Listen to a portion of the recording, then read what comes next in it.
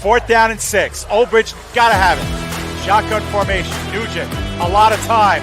Rolls out. He's running out of space. Will roll the other way. They look, corner of the end zone. Touchdown! Rowan heading for the touchpad with the lead. And the Profs will take the men's 400-yard freestyle relay. Andrews will be in shotgun. He takes the snap, makes the handoff. He'll throw it down the left sideline. He's got a wide open receiver. He's got the touchdown. Motion man is Simmons. Trotman throwing towards Simmons down the field, and he makes the catch in traffic for a Bearcats touchdown. Back to pass, middle of the field. The catch is made by Britt. She's off to the races at the 40, the 30, the 20, the 10. Britt is in for the score. Back on in. Here's Yoxon. Yoxon to the backhand. Trying to go to the front. Makes the move and shot. And he scores! Gracie comes set and delivers. And that's it on the ground to second. Throw to first in time, and the ball game is over. South Shore survives a late scare, and they are the 2024 New York State Little League Baseball champions.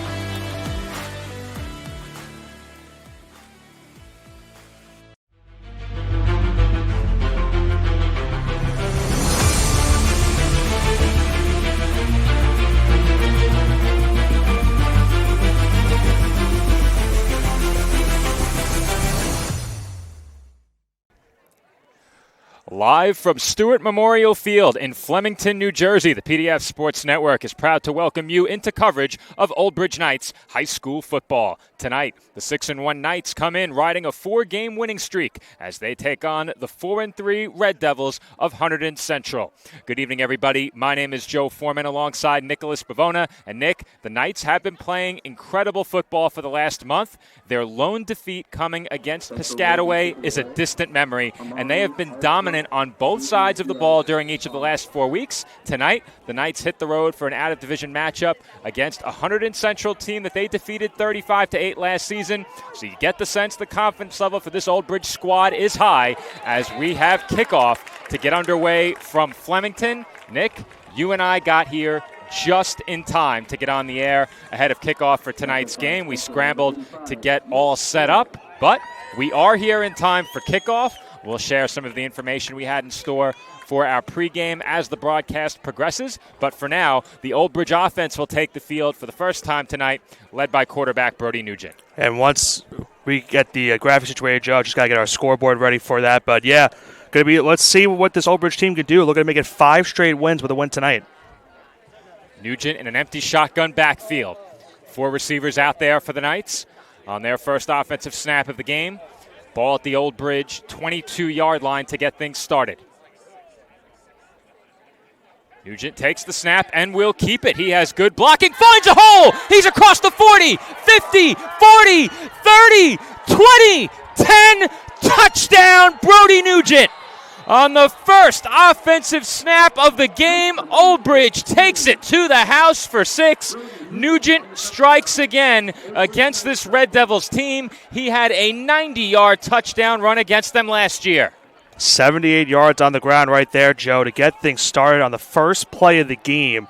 You can't ask much more out of your offensive line and, of course, your starting quarterback. Great protection, gets that sideline view, and finds nothing but green grass for the open score. What a start to this game for the Knights. Not many quarterbacks have that kind of breakaway speed, Nick, and Brody Nugent on the game's first snap goes 78 yards. That sends a big message to get us started here in Flemington as the extra point is good by Michael Ferretto. Knights in front 7-0, just 18 seconds into the opening quarter. And Nick, I know you're hard at work with the graphics right now, but you and I had the highlights from last year's game ready to go for our pregame show. We'll get a look at those a bit later, perhaps in between quarters when we have some time. But in that game last year, it was Hunterdon Central that struck first. They led 8-0 after going for 2 following an opening drive touchdown. The Knights were held without points on their first 2 drives of the game last season. Not so this year, as as Old Bridge is in for 6, just 18 seconds into the opening quarter. And that has to feel pretty good for this Knights team. They've had a lot of decisive wins, and there was an air of confidence around this team coming into this matchup. That being said, they know how good this Hunterdon Central team is. This team is especially good out of division. That's something we were going to highlight during the pregame as well, but Old Bridge has to be feeling really good given the score and the situation right now. We'll see if their defense can continue the string of dominance that we've seen on that side of the ball for the better part of a month and a half now. Old Bridge defensively has been fantastic for the last several weeks. Yeah, you can't ask much more, Joe, out of this defense and what they've been doing this season. And now if you're Hunterdon, you got to wonder how do you bounce back after giving up that first touchdown play on the first play of the game. Going to be huge for this offense to try to bounce back. The Knights will kick it off here. 2 men back deep. Kick taken by Kingsley. Kingsley with a nice run back. He's across the 30, across the 40, headed across midfield.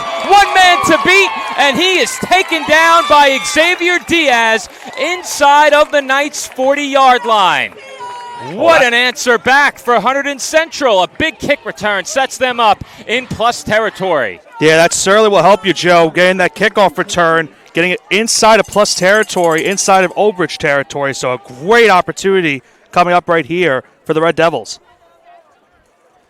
Hunterdon Central will start this drive at the Old Bridge 33-yard line. A huge return by Kingsley. And you can't ever discount special teams. A big play on special teams for the Red Devils has them set up nicely on the opening drive. They come out in the shotgun. Drew Cella at quarterback once again for the Red Devils. We got a good look at him last year, along with his number 1 receiver in that game last season, James Magno.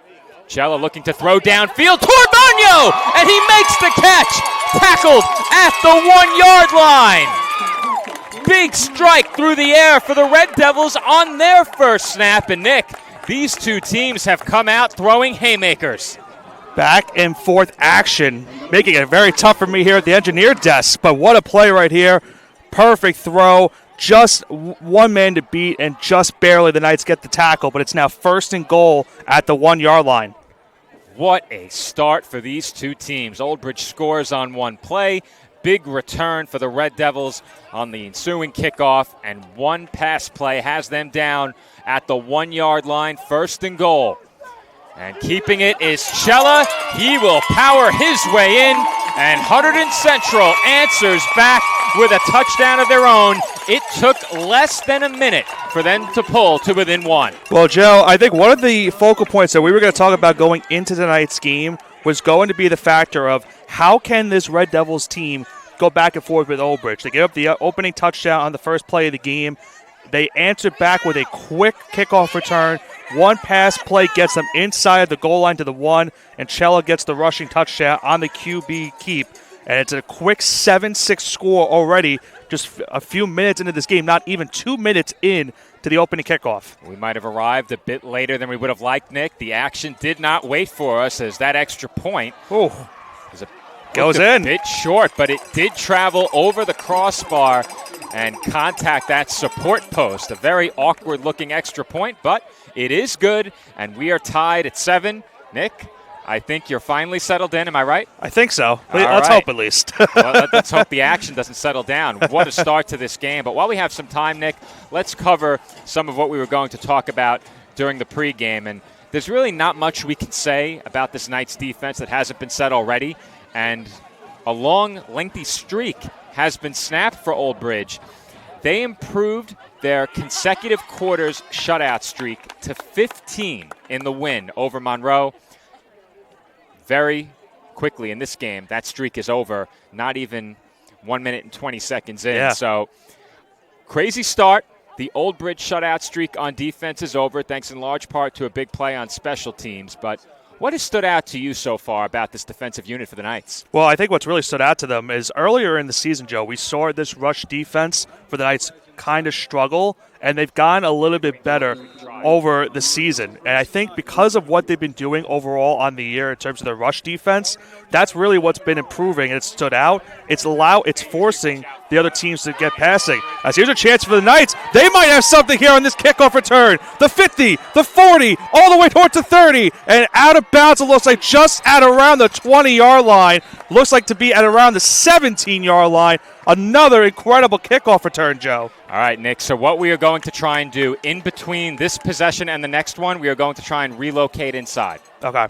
So what we're going to do is try and you'll have to take one laptop. I'll take the other. You get the mixer with your other hand. I'll get the power supply with my other hand, and hopefully we can transport everything indoors after this next drive. So once again, we may go offline briefly following the conclusion of this possession, as it looks like, Nick, they are going to move the Knights back. There was a flag. There was a flag on the kick return. So the big run back on the kickoff by Diaz was negated by a flag. So Old Bridge is going to move back. And, you know, honestly, Joe, that's been the one thing that if you ask the Knights what's been frustrating about the season, which has been a really good season for you, it's been those penalties. Penalties has been a problem for the Knights the majority of the year. That's a big penalty right there, because instead of being inside of the red zone, they're now going to be starting just at around, it looks to be the 36-yard line on their second drive of this game. Nugent in an empty shotgun set. 4 receivers to the left side of this formation. And we've seen this from the Knights from time to time. They do not always motion a man across the formation from that stacked side. And they do not here, but they will throw a screen. That is complete. Good blocking ahead. And another big gain for Old Bridge on this first down screen pass. With the reception, Aiden Rios takes it out across midfield. First down, Knights. The blocking for both of these teams has been incredible so far, Joe. We've seen it on the special teams, the opening play of this game for Old Bridge, and they get a nice screen pass towards the outside, get a first down, and now for the second time in this game, or I should say technically the first time in this game, they have a drive inside of Hunterdon's plus territory at around the 46. Nugent once again in an empty shotgun set. And as we've seen so many times, Nick, Old Bridge loves to hurry to the line. That does not mean they will snap quickly. Pre-snap motion man, Allsbrook, he takes the handoff. Good blocking on the outside. Once again, Allsbrook looks to turn it upfield. A flag flies. It's going to be in the holding more than likely, Joe, especially at that spot in the field. Flag came out as Allsbrook was brought down just shy of the Red Devils' 35-yard line. But as you said, Nick, thrown in the area of holding, that flag is going to bring this one back. Another big penalty right there for the Knights. As I mentioned, that's something that they've been trying to fix all season, and it's really hurt them in a lot of their drives this year. That penalty now negates a nice run right there by Allsbrook and puts them back into their own territory at around the 47-yard line. Still first down.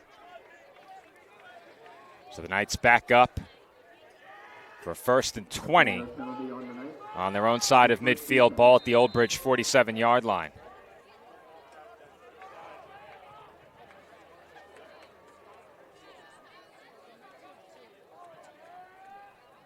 Empty shotgun backfield once again for Nugent. 4 receivers to the left of the formation.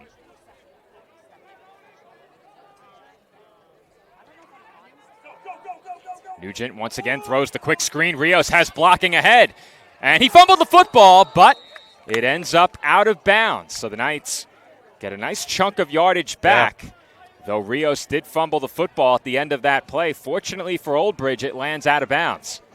And not only that, but it went forward. And instead of them being about maybe 5 yards short of the first down marker, they're now 2 yards shy of that first down marker. So second and about 2 upcoming for Old Bridge.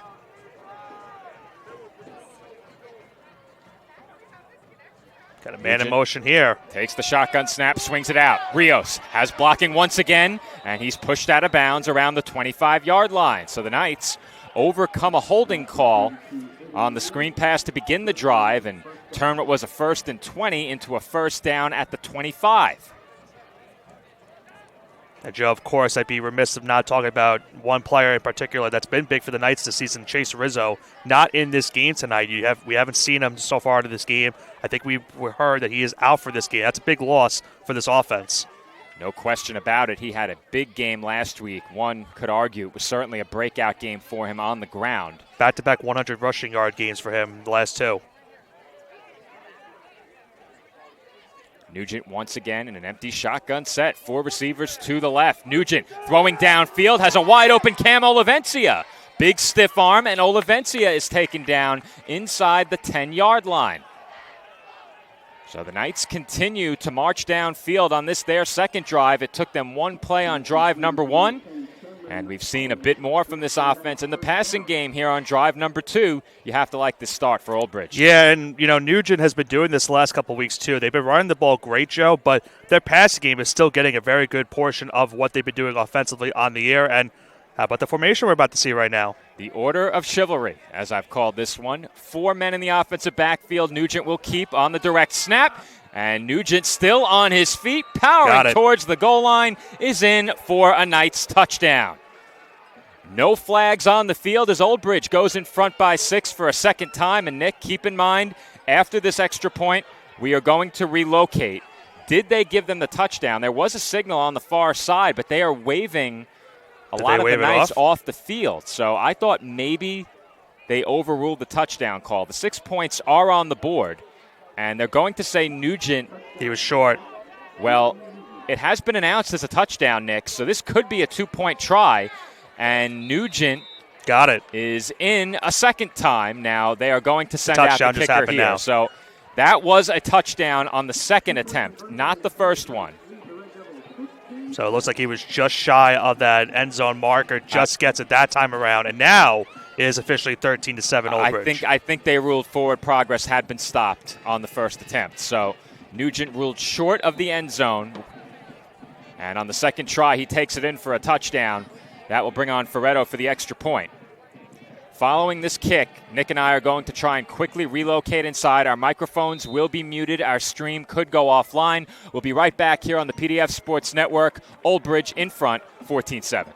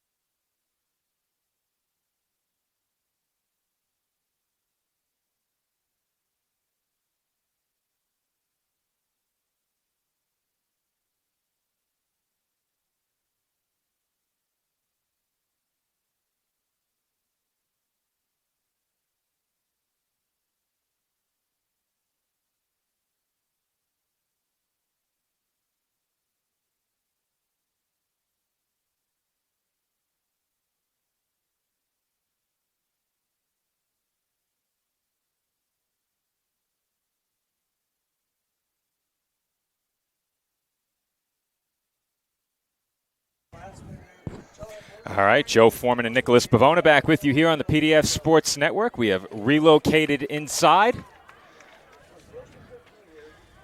It is Red Devils football just beyond midfield as they hand off on what was a first down and very long. First and 15 handoff goes for a gain of about 4 yards. Handoff to Osei, a gain of about 3 yards. 3rd and 12.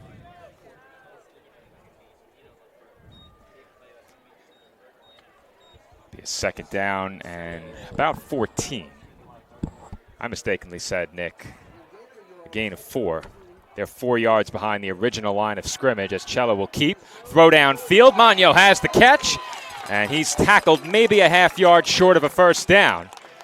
But that will bring up a 3rd down and very short here. So a big opportunity for the Red Devils now after the Knights took what was a 1st and very long on their last drive and picked up a first.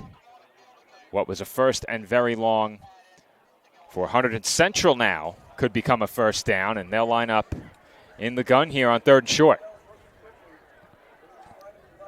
Direct snap to Cella. He lowers his shoulder and picks up just enough for a first down. He's a big part of this offense, Joe. We saw earlier in this game the big touchdown pass, or I should say the touchdown run, the pass to get the touchdown run. And he's been doing this all season for this Red Devils team. Gets the first down right there on the keeper. And they're getting closer and closer to now the red zone, trying to tie this game once again. Their opening drive began with a big pass play. They quickly turned that into 6. Cella will look to throw here. Good protection. Throw downfield and nearly picked off by Xavier Diaz. And Nick, if there's a ball hawk on this defense, Diaz is that man. And last time these two teams met, he had 3 INTs. Yeah, we'll see right here, Joe. He had 2 receivers down the field in that spot, but if you look towards the end of it, a little bit underthrown. It looks maybe on that play that forced it to be almost intercepted, and that's been a problem for the Red Devils this season in terms of their offense has been turnovers. I think that's what they're trying to avoid here in this game tonight. You can't allow Old Bridge to get extra opportunities in this game. 2nd and 10, Cella rolling out to his right on the design boot, and he is taken down behind the line of scrimmage. 2 Knights converging on him, combined for a sack, and that will bring up a 3rd down and 12.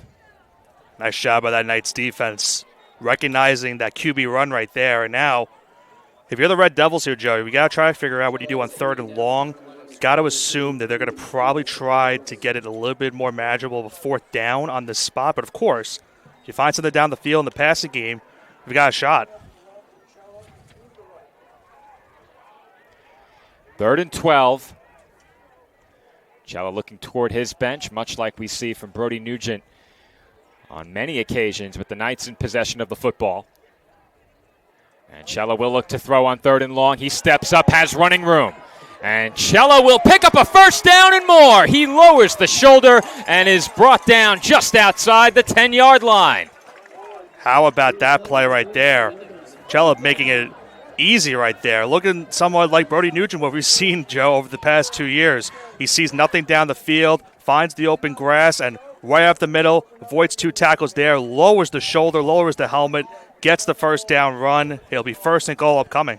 Drew Cella does not shy away from contact when carrying the football. Did not hesitate to lower the shoulder and challenge those Knights in the secondary.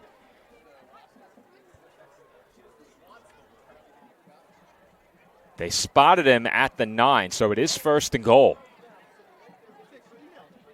Once again, Cella in the shotgun, and he will hand off up the middle to Valise, and Valise will take it close to the goal line. Looks like he was brought down near the 2. Looks like maybe the 2 or 3 yard line on that play.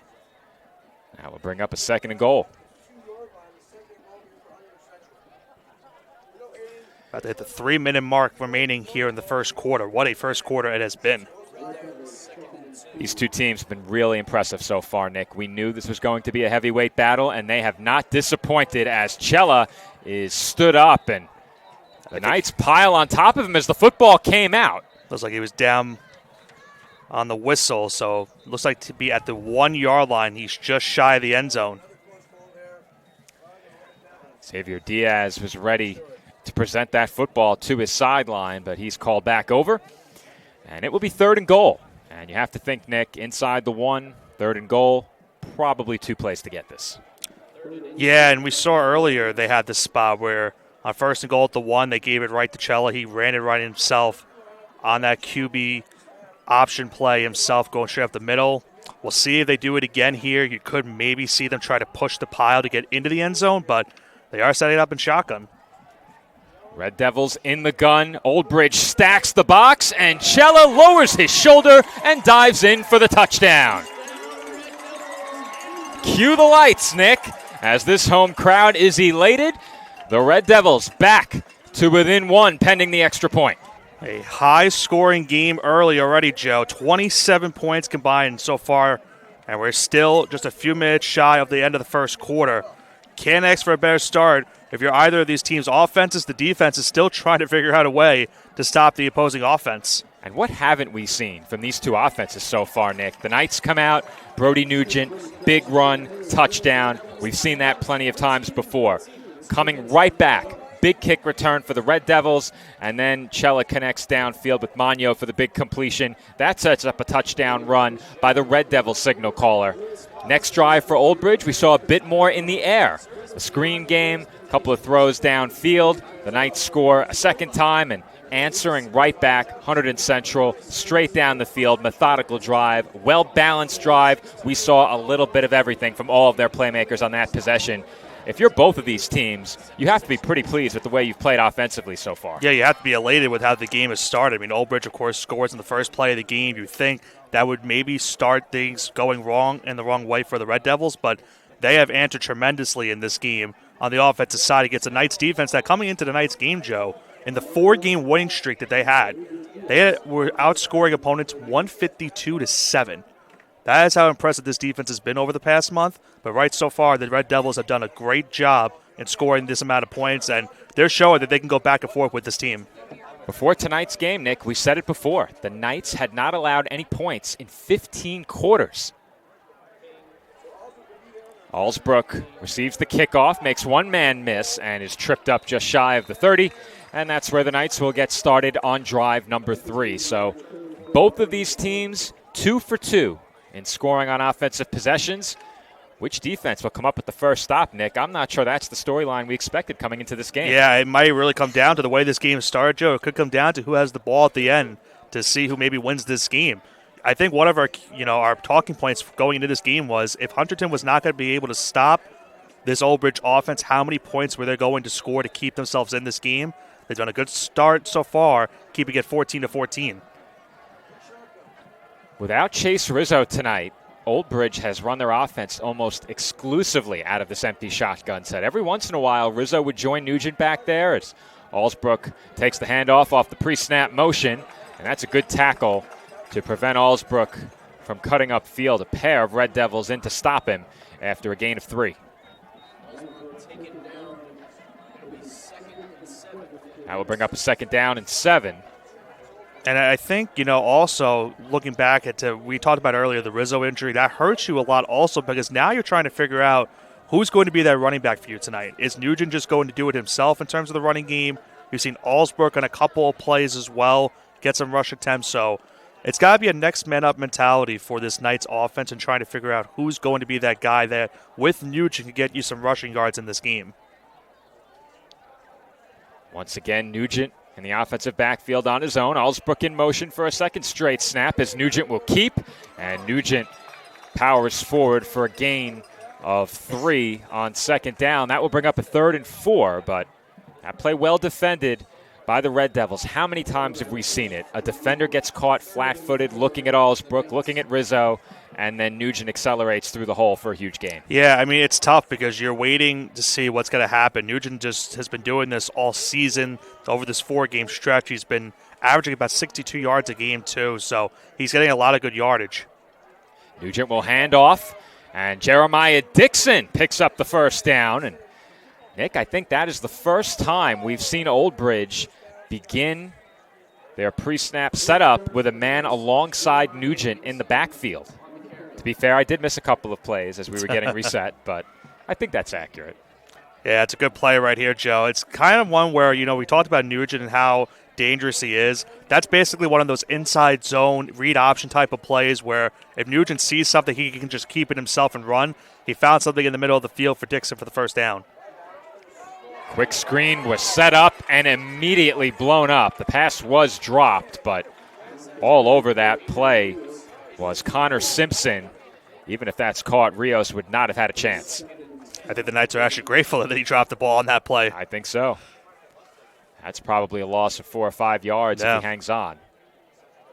The Knights have had a drop issue as well this season too, Joe. But that one you could be okay with because you would have lost some yards for sure on that play. I think a lot of the issues that this team had offensively early in the year were relegated to that portion of the season. The first 2, maybe 3 weeks at most. And that's what you want. If you're going to have those issues, iron them out early. Nugent looking downfield, throws deep. Rios is there, and he makes the catch inside the 20, brought down inside the 5. First and goal, Old Bridge. I thought initially he was just going to run there, Joe. Nugent had a lot of field on the left sideline. Nick, did he get in? I don't think he did, Joe. I didn't think he did, but I think they ruled it a touchdown. We'll have to run that back. I thought his knee was down with the ball short of the end zone. And initially, too, when Nugent threw that ball, I thought it was a bit underthrown. It would have been maybe intercepted. He was definitely short, He was Nick. definitely short of the 1 yard line. It wasn't close. It wasn't close. They gave him the touchdown. Wow. Old Bridge on the positive end of a very good spot. And they will line up for the extra point. Ferretto on. Benford the long snapper. Griffin Nugent the holder. And the PAT is good. And Nick, that is how we end the first quarter, or perhaps begin the second, depending on how you look at it.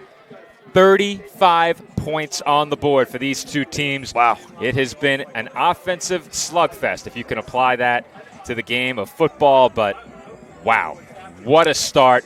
What a game this has been. We're just 12 minutes in. There's not much more you really can do justice in saying what has gone so far in this game. I mean, Old Bridge starts this game on a high note with the touchdown, the first play. Hunterdon Central, though, responds, getting a good kickoff return. One pass play and a rushing touchdown later. They tie the game. Old Bridge answers back. They answer back. Old Bridge answers back. As you said it, both these defenses are still looking for the first stop of this game. It really could come down to who gets that first stop that maybe comes out on top with the victory here tonight. It has been really impressive to watch these two offenses work. And, Nick, we've said it many times already. This Old Bridge defense, so good all season. We're not accustomed to seeing them give up 2 touchdowns in a game, let alone 2 in a quarter. So this game, very far from over. We are just 12 minutes in. 35 points have been scored. And the Knights are set to kick off to the Red Devils to begin quarter number 2. And part of what you and I were going to touch on in the pregame, very often this year, and given it is a very different schedule the Red Devils have played, but it's often been as the Knights will squib this one, and this should give Hunterdon Central pretty good field position. And I don't disagree with what they did there, Joe, because on the 2 kickoffs that they have allowed in this game, it has been a very good return on each kickoff. So they would rather kick it short, give them the field position that they probably would have gotten either way. They didn't want to give up the extra yardage potentially on that kickoff return. But the point I was about to make, Nick, is one of the storylines for the Red Devils coming into this game over the course of the season has been give up 14 or more, and typically they've ended up on the short end. It's been a very different schedule for them as opposed to the teams the Knights have played. Really no crossover on those schedules, but I was going to pose the question to you pregame. Is it realistic to expect to hold this Knights offense under 14? They've already crossed that threshold. And once again, the Red Devils will look to match as that first down carry goes nowhere. You'll see if they give him any loss on the play. Thought maybe initially a loss of about 1 or 2 yards on that one. Looks like they gave him a loss of 1. And I think, when it comes down to it for the Red Devils in this game, they've been doing a good job so far of trading those punches back and forth. But at some point in this game, it's going to come down to one of these defenses getting that stop and giving the offense an opportunity on the other side to make it a two-possession game. That's what the Knights are trying to do right here. Well, that's just it, Nick. What defense will come up with that first stop as Cella has a wide-open man over the middle. It's Jaden Cozy with it, and he is down at the 25-yard line. Big completion for this Red Devils offense. They are showing no signs of slowing down. I mean, Joe, you're looking at it here on the replay. On the play action, they left him wide open in the middle of the field. There was not a Knight defender in sight up until they got around the 40-yard line. A great play call right there to set up a first down in plus territory. We haven't seen a team move the ball through the air like this against the Knights all season, Nick. And the one team that had a good deal of offensive success against Old Bridge in Piscataway, they did that through the ground game. Right. Cella will look to throw again, tucks it, and cannot escape the pocket. He is taken down as the Knights have another sack. First one in there for Old Bridge was Zach Florio.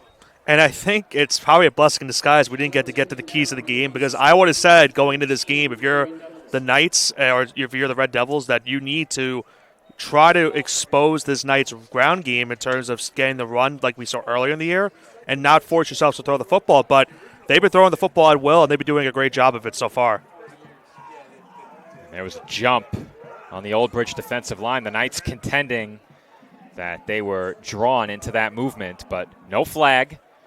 Cella in the gun will look to throw once again. Pressure coming. He steps up and runs out of time. Down he goes. The Knights in there for a second straight sack. Florio and Kassoff in there to bring Cella down. And that's something that's big now. Back-to-back sacks for this defense after giving up that big passing play. Now it's up 3rd and 16. We've seen a 3rd and 12 already converted. If you're the Knights, got to avoid giving up anything. We saw last time on that 3rd and long. Cella took it himself and got the first. They've got to be wary of maybe of him running it again here if there's nothing open down the field. Well, Nick, if you end up in a 4th and 16, what do? They're at about the 31-yard line. Yeah. Ideally, you'd like to pick up some of this and then go for it. Or perhaps you get it down around the 20 and maybe you kick. The Knights, Michael Ferretto, certainly capable of a kick from that distance. I don't know if you try that, though. It's very early. Cella will look to throw and make that point move. He airs it out. Downfield. Magno there! And he makes the grab! Touchdown, Red Devils!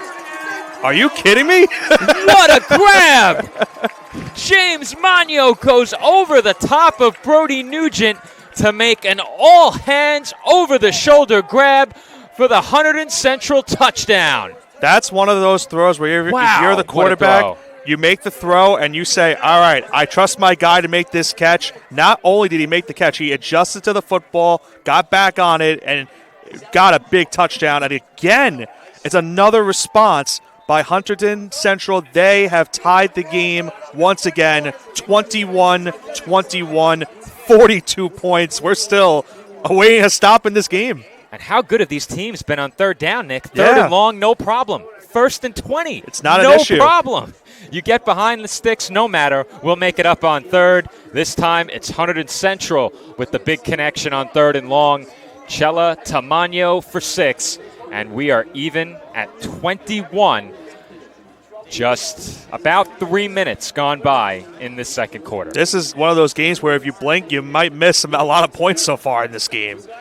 Cannot believe the start that we've had with both of these offenses, and it's really at the point where if you're Old Bridge, this is definitely concerning where your secondary right now. You haven't seen this all season. The secondary has been a big focal point of what Old Bridge has done this year, but they have struggled mightily so far here in this first half to stop the passing game, and they've got to figure something out because on that one, you're thinking, okay, one-on-one, Nugent, we've seen kind of a couple of interceptions on the season. You're hoping that he can make the play. No avail right there. Tie game once again. And we didn't get a chance pregame to go back and look at the highlights from the meeting last year, but that game could not have looked much more different from this one. As Diaz has some room on the return, but he's taken down just past the 30-yard line. Nick, last year this Red Devils offense struck first, went straight down the field, nothing the rest of the way. Old Bridge got off to a very slow start in that game before ultimately scoring 35 points. And, you know, looking at those highlights yesterday and putting together that reel, I'm not sure either of us could have expected this. Well, if you remember in that game, you mentioned it earlier on with Diaz having 3 interceptions. Something that I was looking into this game going into the night.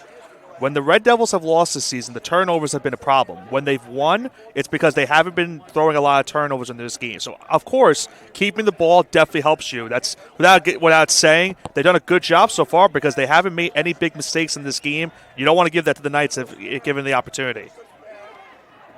And Nugent flushed out to his right, will throw downfield, incomplete. Looking for Allsbrook, who had a step over the top. Tight window along that sideline. And the incompletion brings up 2nd and 10.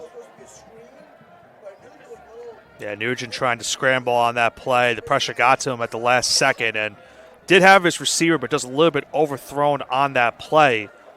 And we talked about it earlier with, you're trying to figure out what you're going to do in the ground game here tonight. It looks like it's going to be a little bit more of a pass-heavy offense here for Old Bridge in this game. And so far, it hasn't really bit them. It's worked so far in this game. But you would like to get some rushing capability. We saw in the first play of the game it worked to perfection. But can they keep this sustained for a full 4 quarters? And they have backed up the Knights 10 yards here. So it looks like there was a holding on that play. Didn't see the flag in live action. I didn't see it either, but that's the only thing I could think of. Holding. It had to be. Had to be. And you get that quite often when your quarterback's flushed out. I think on that edge you'll typically see the linemen try and protect their signal caller via the hold as that screen pass is complete. Rios in the open field, and he's up the sideline and tripped up just shy of the 50. How involved has he been in this offensive game plan tonight? Now, we have to see, Joe, because the officials haven't moved yet. There's the a chains flag. haven't moved. There's a flag. Yeah. Looks like another hold. That flag got lost along the Old Bridge sideline, but they'll back the Knights up once again. And, Nick, I said it before. It's been 1st and long, 2nd and long, 3rd and long. No problem so far. This is 1st in a country mile right now. It's 1st and 30 now. This seems a bit problematic. Well, this is what I mentioned earlier, too. The penalties have been a problem for Old Bridge this season and some of their games that have cost them some of their drives. And in a game where both teams have been punching back and forth, penalties could really hurt you right now because if they aren't able to get anything throughout the rest of this drive, then the Red Devils have got a great chance to get on top for the first time in this game. Well, if the Knights can work their way out of this one, that would be something we haven't seen yet in this game, and we've seen a lot from these two offenses, a lot of good things. And if you're the Red Devils defensively, you have to be sensing an opportunity here to get off the field and give the ball back to your offense with a chance to take the lead. Watch the wide receiver screen, I'm thinking, on this play with 5 wide and Nugent set up alone in the shotgun. Watch the fake screen. They tried it earlier. And there Nugent it is. Will keep it on a run. And he goes helmet first into the turf, but picked up a nice gain there. Looks like he picked up about 14 yards. Less than that. Yeah, I'm trying to do my math. A good carry for Nugent. It wasn't quite 14. I don't know why I thought the sticks. The sticks are, were a yeah. bit further. It wasn't 14 yards. Yeah. It was closer to 10. It was closer to 10. We'll give it 2nd and 20. I think that's fair. Maybe even if you're feeling generous, you can make it a 2nd and 19. Yeah. Nugent once again alone in the offensive backfield. Rios the motion man. High snap, fake handoff. Nugent will keep, and he's immediately wrestled down.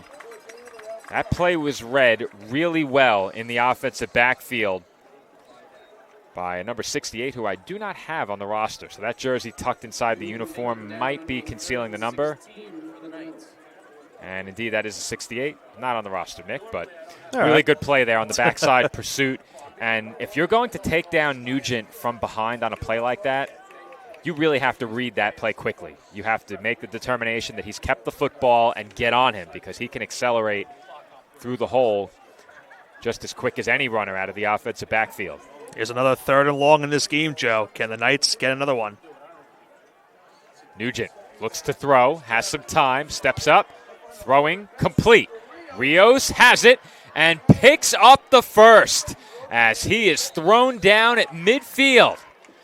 Brody Nugent buys some time, stepped up through the pocket, rolled to his left, and finds Aiden Rios, who has had his fingerprints all over this first half. That is a frustrating one if you're the defense because you got some pressure in the backfield. You set your linebacker up to try to make sure that Nugent wouldn't run, and because of that, he found the open receiver just around midfield, gets the first down, and extends this drive for the Knights. Well, Nick, we said it, 1st and 20, 2nd and long, 3rd and long. Now you can add 1st and 30 to the list. No problem. The Knights turn it into yet another first down, and neither defense has been able to get off the field yet. The clock wasn't running on that play, so that they stopped it for a second. All right, they're going to put 6:37 on the clock. If you didn't hear it from up here, the referee on the field said it too. We know that panel, Nick, the old Daktronics 5000. Of course. So that I've been synonymous with since my freshman year of high school. So when you were a freshman in high school, was I working athletics yet? No, I was a year away. I'm 3 years older than you, so I was a year away. They will line up. Dixon in the backfield with Nugent, and Nugent will keep off the play fake. Rolling to his right, he has a man wide open, and he does find him complete. That's Olivencia, but Nick? There's another flag. There is another flag on the field, and it's got to be holding again, Joe. You would expect it is holding against Old Bridge, so I think that's their 4th holding of the night and their 3rd on this drive. Well, eventually, when you have two teams as good as these, one of these defenses is going to find a way to get off the field if the offenses continue to put themselves behind the 8 ball. So I don't think it was holding. It was the referee. It could have been an ineligible man downfield. Yeah. If you go back and check the replay. That's exactly what he did. I usually have a pretty good eye for those. I did not catch it on that ref play. went to his hat, so that's an eligible man down the field. So it's a 5-yard penalty. An eligible man downfield on Dante Plucino.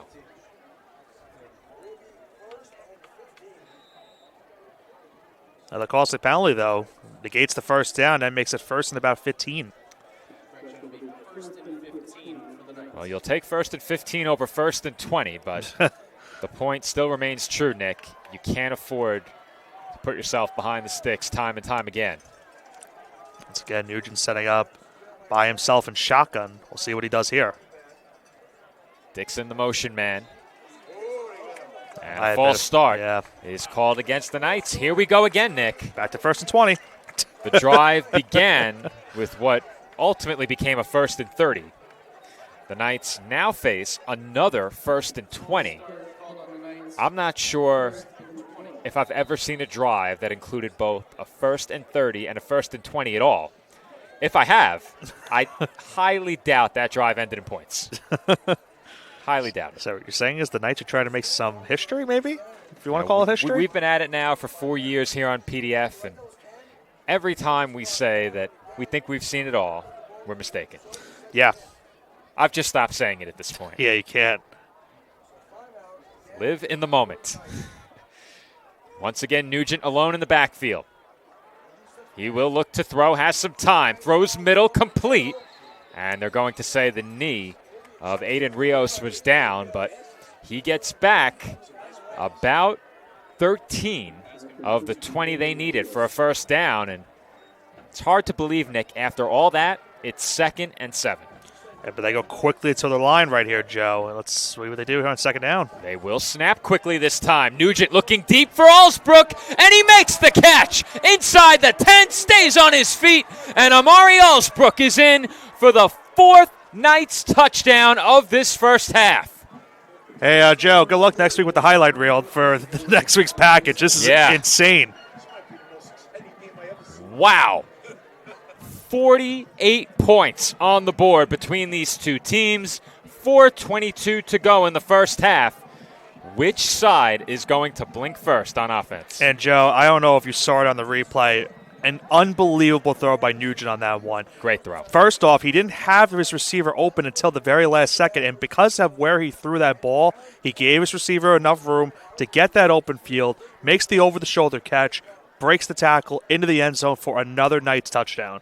Ferretto's extra point is up and good. 28-21. Old Bridge over Hunterdon Central. And we've covered a lot of football, Nick. Some at the high school level, all of that Old Bridge. Some in the arena game, some at the semi-pro level, Dave and I, of course, have covered the professional game in the country of Finland via the Maple League. I don't think I've ever covered a first half quite like this. And I work for a professional sports team, and I haven't seen a game like this either. You work for the New York Jets. Yes. Do you want to take back what you No, I don't. Yeah.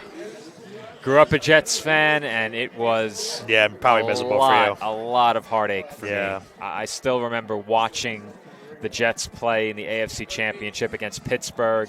They looked completely dead in the water, and late in that game, they had a chance to get off the field and just couldn't get that one last stop on defense. I was watching the game with my family, and they all gave up. I was there in front of that TV alone, still believing, until the very last down, and it didn't happen for them. And well, it was one of those where if the Jets had won, we would have gotten a day off from school the next day, and let's just say that didn't happen. You would have gotten a day off from school if the Yeah. Jets won. Yeah. Some schools were allowing that for some reason. Really? Yeah. I went to the wrong high school. Well, I was in elementary school by then. To be fair, when I was in high school, they were coming after me for my Because that was, attendance. 2010?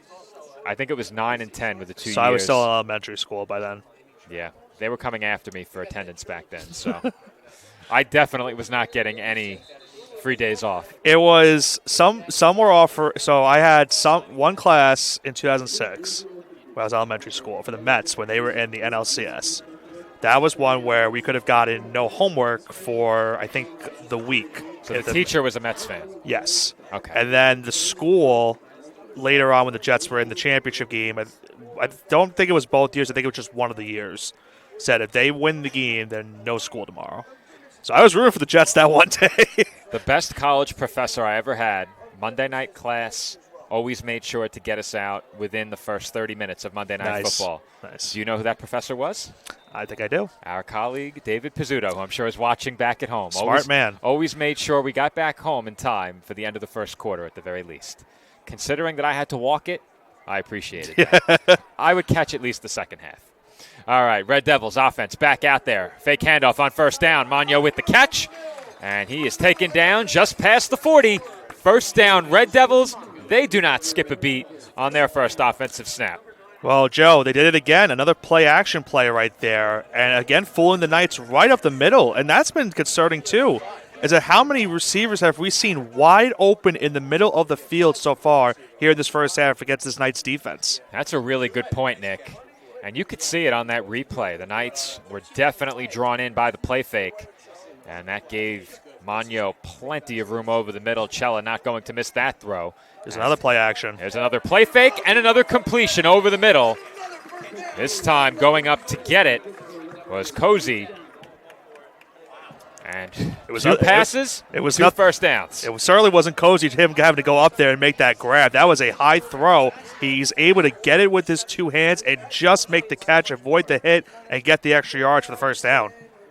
The hands of these Red Devil receivers have been on full display in this first half. That touchdown that Magno caught and that grab, both great catches, all hands, as Cella is going to be sacked. The Knights send 5 on first down, and this time they get home and make it 6 Knights that were on the rush there. And you got the sense, show that they desperately needed that after getting bitten up by that play action on the first 2 plays. It looked like they were going to it again on that third play of the drive, and they finally got pressure to the quarterback to force 2nd and 13. But as we've seen so far, that's not a lot of yards for this Red Devils offense. And that pass is It's caught, but he complete. went down. That's a big break for the Knights right there. Yep. But that will set up a 3rd and 9. Sure beats what would have been a 3rd and 13. You never know, because if he's able to angle himself and get breaking past that tackle, he might have that right sideline and go into the end zone. It'll be 2nd and 9 for the Red Devils. Oh, 3rd and 9. I was looking at the scoreboard. 3rd and 9. 3rd and long. Chance for the Knights defense to get off the field. Neither side has registered a stop. Cella in the gun, trips to the right. He throws. Tipped and caught! My goodness. Wow! Noah Rios tipped it and waiting there to make the grab is the receiver over the middle. That's Kingsley. It was underthrown, and the Red Devils get a big break on the play right there, Joe. I cannot believe that play right there. Good heads-up awareness to see where the batted ball was, find it in the open field, and he goes down with it. First down once again. A big play. First down, Red Devils after a very unorthodox third down conversion. And What they is try this play? 2 pitches. Cella, the ball carrier. That might be the best 2-yard gain I've ever seen. Maybe even the best 4-yard gain Yeah, you've ever seen. He looks like a Give him couple extra double yards. that, but the way this offense has been moving it, that is a very high-risk play in that situation. Very high risk. Can I get that play call in Madden? I would like to do that one time. Something tells me that the EA developers would have trouble engineering the defense's reaction to that play. Give me a one-time opportunity in Madden to call that play. Trips to the left. 2nd and 6. Pump fake. Cella throwing deep, incomplete. Looked like he had him for a second. But a good coverage play right there, trying to get him one-on-one. Kingsley, the intended target. And once again, Nick, it is 3rd down. We are running low on time in this first half. Just 54 seconds to go in the second quarter. Here's a stat I would like to find out. Have we seen a 3rd down stop in this game? No, there has not been a 4th down. Okay, that's what I thought. There has not been a 4th down in the game. I said it before, Nick. These two teams have been amazing on 3rd down, and I think what makes it even more impressive is how many of those have been 3rd and long. Right. And with an upcoming 3rd and 6, the Knights will call their first timeout of this first half.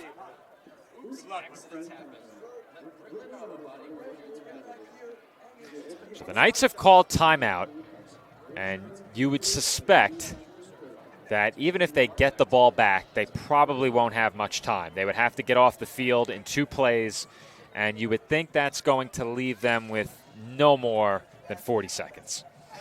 So your focus here is keep this score where it is and do not allow the Red Devils to enter the half tied, because they do get the football to start the third quarter. And in a game like this where stops have been thus far impossible to come by, you do not want to give this Hunterdon Central team a chance in a tie game. Yeah, I mean, at this point, you can't afford it. So if you're the Knights defense, got to figure out a way.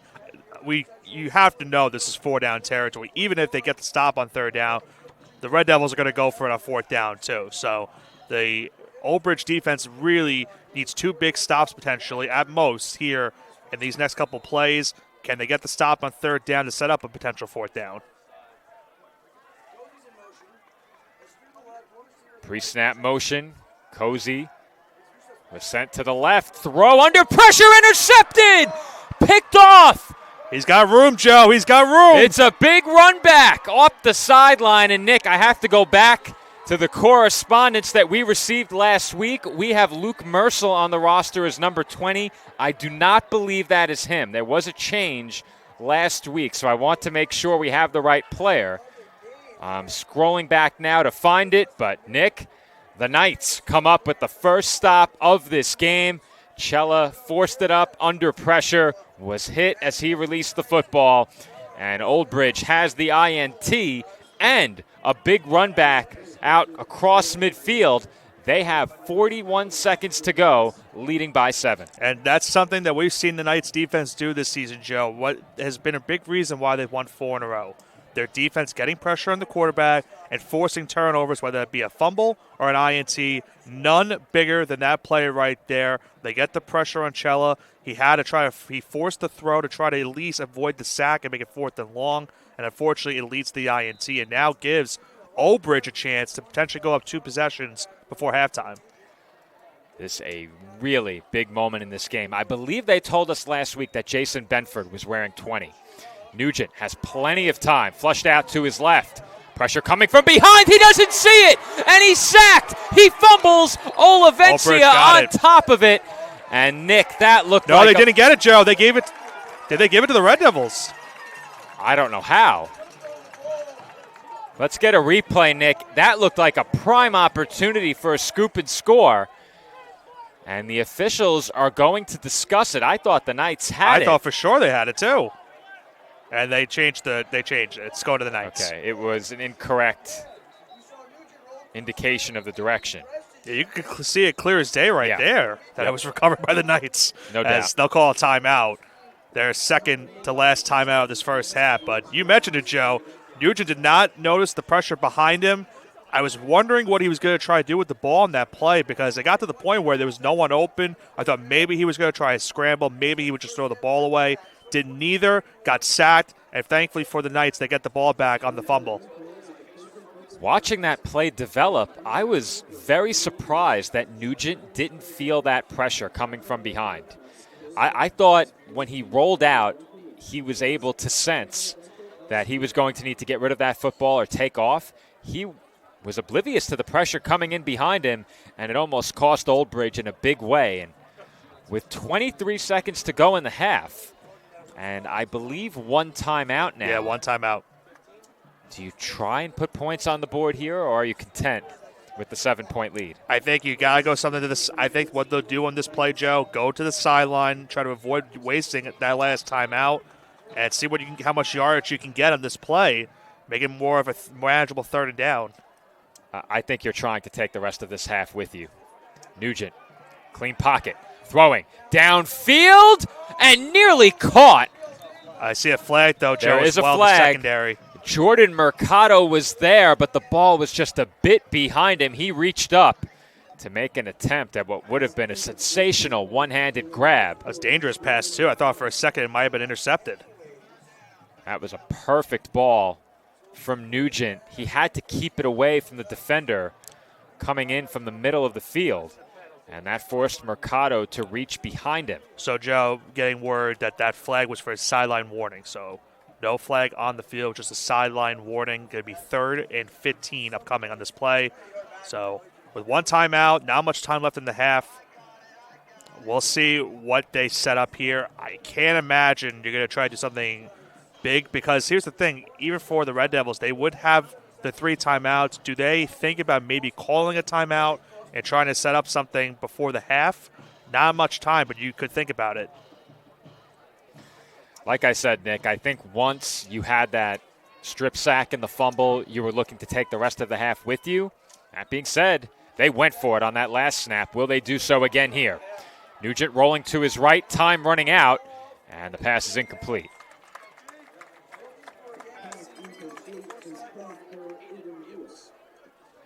That will bring up 4th. You have 6 seconds. Do you throw the Hail Mary here to end the half? I don't see why not. I'm inclined to agree. We know Nugent can sling it. Will he get the time to throw it 50 yards to the end zone? Yeah, I don't see why you don't. You have 6 seconds left. All you have to avoid is a potential run back if it does get intercepted. Yep. I think if you're the Knights, you just go for it, say a couple prayers, and see if it works. All right, here we go. Nugent, with instant pressure, is rolling to his right. He's going to heave it well short of the end zone, and it's picked off. But there to make the tackle was Aiden Rios. It was Magno on the interception, and that is how the first half will come to a close. An action-packed first 24 minutes sees Old Bridge leading Hunterdon Central by a score of 28-21. And Nick, we did not get a chance to hear from our sponsors during the pregame. We are going to throw it straight over to messages from the great sponsors of Old Bridge Knights High School football. When we come back, we'll talk first half and look ahead to half number 2. This is coverage of Old Bridge Knights High School football, streaming exclusively on the PDF Sports Network.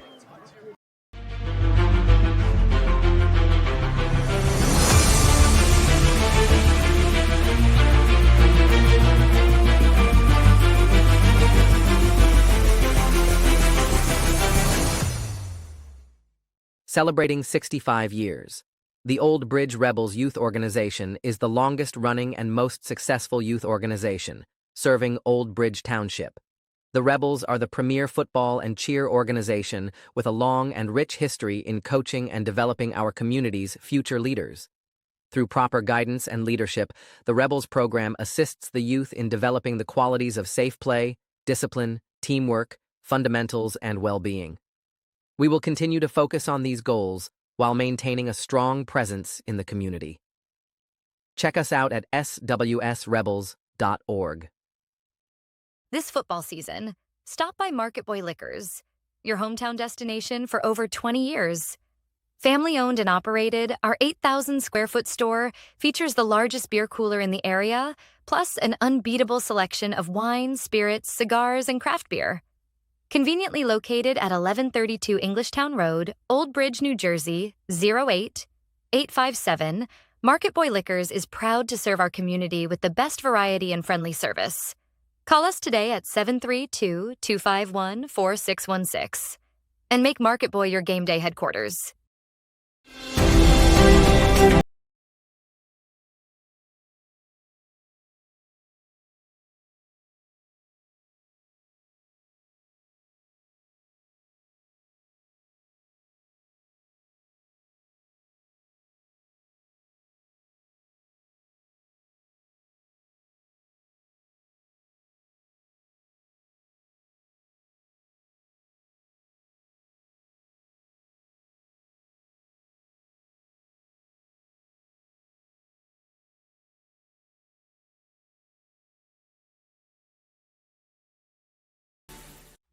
When it comes to buying and selling a home, do it with Peter Hunt's Home Team, powered by Century 21.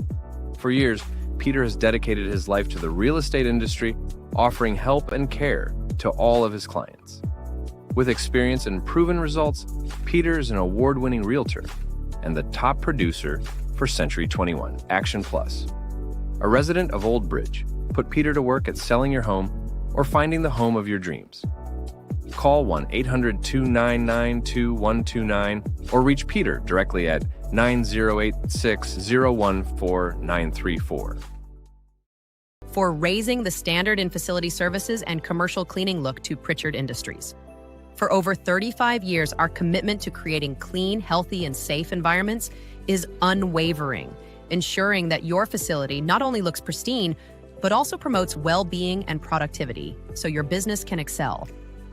Specializing in comprehensive commercial cleaning solutions, advanced facility services, responsible sustainable practices, and innovative technology, contact us now at pritchardindustries.com. Pritchard Industries, here for you.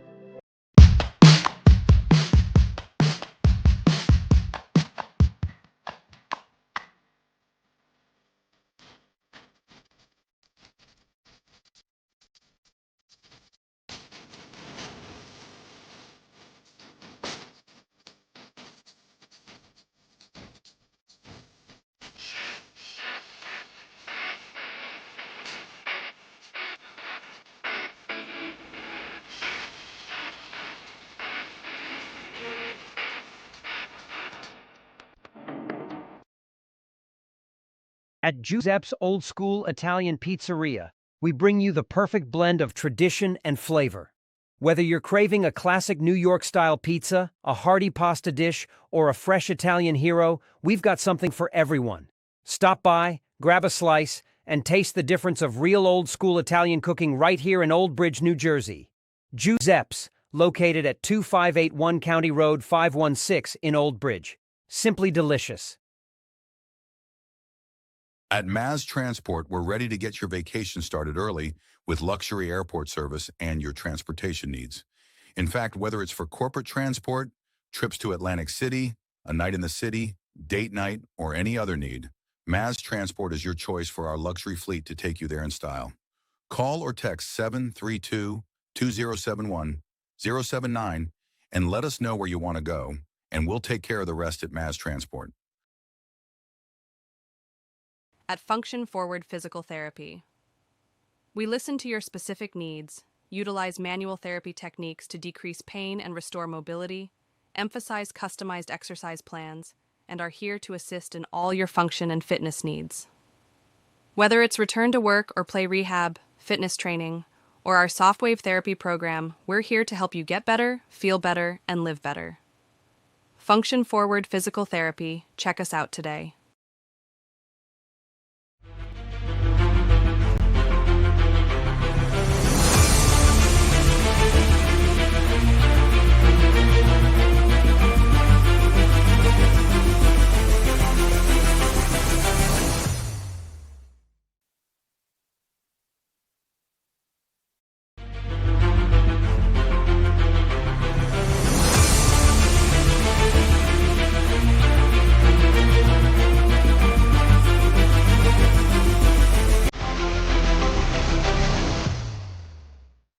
Since 2003, Elite Sports Physical Therapy of Morganville has developed customized care and physical therapy programs for thousands of athletes through evaluation and setting athletic goals.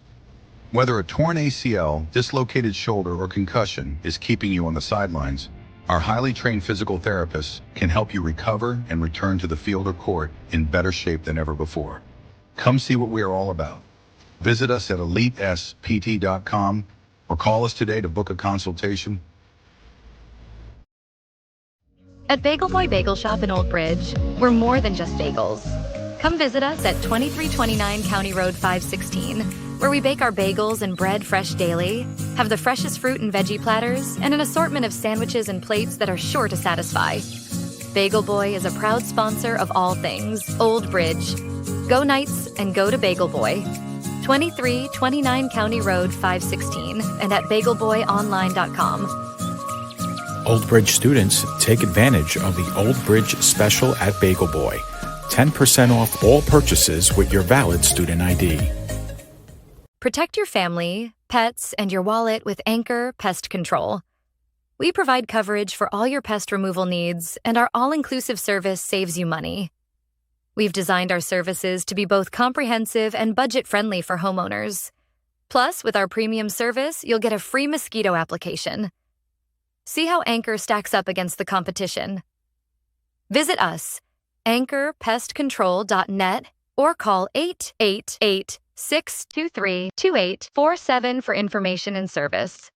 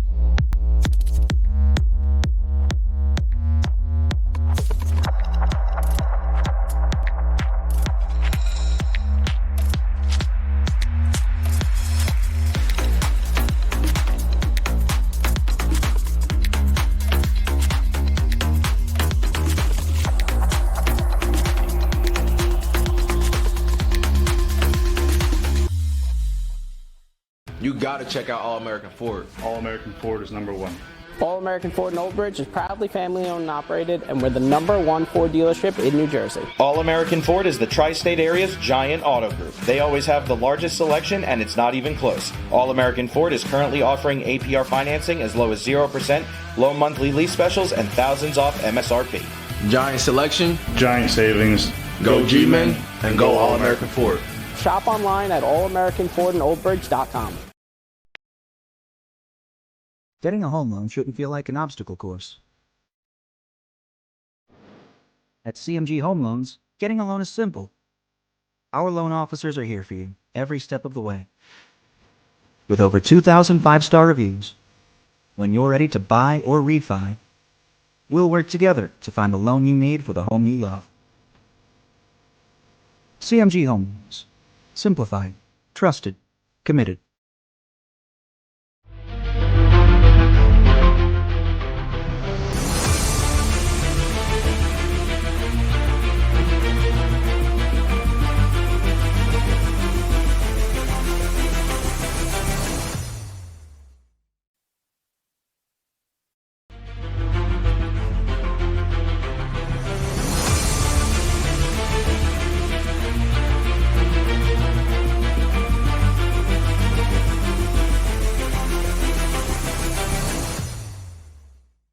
Celebrating 65 years.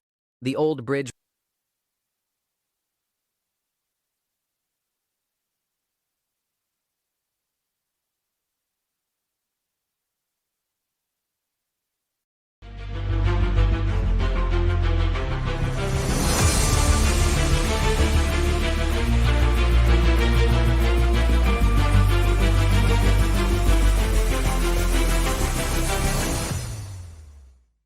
Celebrating 65 years. The Old Bridge Rebels Youth Organization is the longest-running and most successful youth organization, serving Old Bridge Township. The Rebels are the premier football and cheer organization with a long and rich history in coaching and developing our community's future leaders. Through proper guidance and leadership, the Rebels program assists the youth in developing the qualities of safe play, discipline, teamwork, fundamentals, and well-being. We will continue to focus on these goals while maintaining a strong presence in the community. Check us out at swsrebels.org. This football season, stop by Market Boy Liquors, your hometown destination for over 20 years. Family-owned and operated, our 8,000-square-foot store features the largest beer cooler in the area, plus an unbeatable selection of wine, spirits, cigars, and craft beer. Conveniently located at 1132 Englishtown Road, Old Bridge, New Jersey, 08857, Market Boy Liquors is proud to serve our community with the best variety and friendly service. Call us today at 732-251-4616 and make Market Boy your game day headquarters.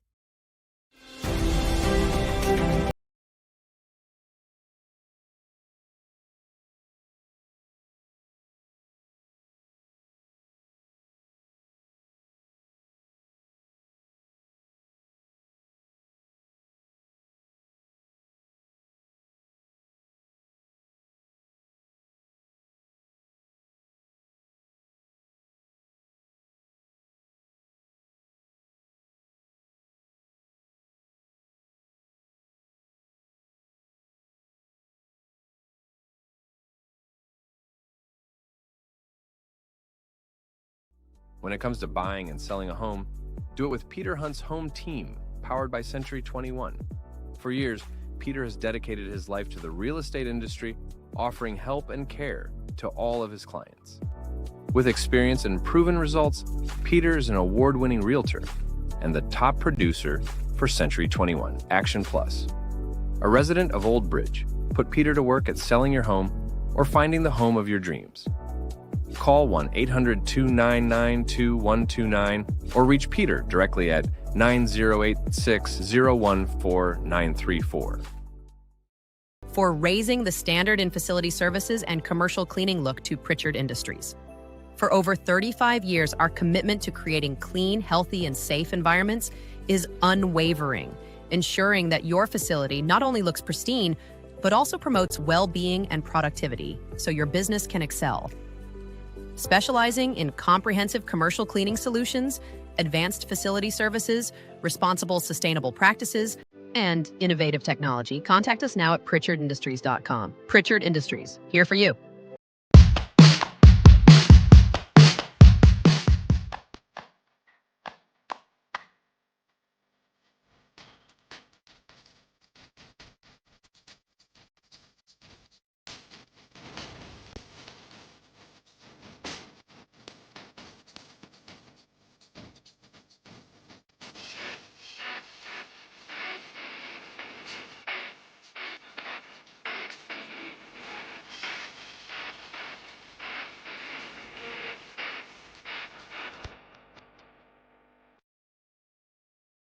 At Giuseppe's Old School Italian Pizzeria, we bring you the perfect blend of tradition and flavor. Whether you're craving a classic New York-style pizza, a hearty pasta dish, or a fresh Italian hero, we've got something for everyone. Stop by, grab a slice, and taste the difference of real old-school Italian cooking right here in Old Bridge, New Jersey. Giuseppe's, located at 2581 County Road 516 in Old Bridge. Simply delicious. At Maz Transport, we're ready to get your vacation started early with luxury airport service and your transportation needs. In fact, whether it's for corporate transport, trips to Atlantic City, a night in the city, date night, or any other need, Maz Transport is your choice for our luxury fleet to take you there in style. Call or text 732-2071-079 and let us know where you want to go, and we'll take care of the rest at Maz Transport. At Function Forward Physical Therapy, we listen to your specific needs, utilize manual therapy techniques to decrease pain and restore mobility, emphasize customized exercise plans, and are here to assist in all your function and fitness needs. Whether it's return to work or play rehab, fitness training, or our soft wave therapy program, we're here to help you get better, feel better, and live better. Function Forward Physical Therapy. Check us out today.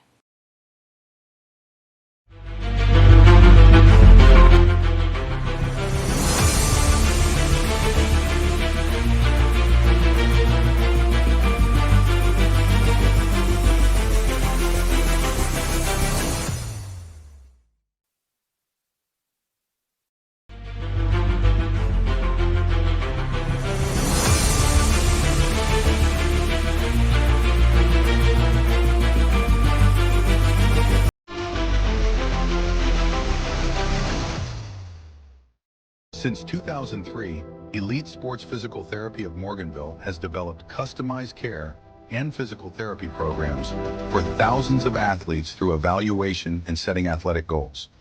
Whether a torn ACL, dislocated shoulder, or concussion is keeping you on the sidelines, our highly trained physical therapists can help you recover and return to the field or court in better shape than ever before. Come see what we are all about. Visit us at elitespt.com or call us today to book a consultation. At Bagel Boy Bagel Shop in Old Bridge, we're more than just bagels. Come visit us at 2329 County Road 516, where we bake our bagels and bread fresh daily, have the freshest fruit and veggie platters, and an assortment of sandwiches and plates that are sure to satisfy. Bagel Boy is a proud sponsor of all things Old Bridge. Go Knights and go to Bagel Boy. 2329 County Road 516 and at bagelboyonline.com. Old Bridge students, take advantage of the Old Bridge special at Bagel Boy. 10% off all purchases with your valid student ID. Protect your family, pets, and your wallet with Anchor Pest Control. We provide coverage for all your pest removal needs, and our all-inclusive service saves you money. We've designed our services to be both comprehensive and budget-friendly for homeowners. Plus, with our premium service, you'll get a free mosquito application. See how Anchor stacks up against the competition. Visit us, anchorpestcontrol.net, or call 888-623-2847 for information and service.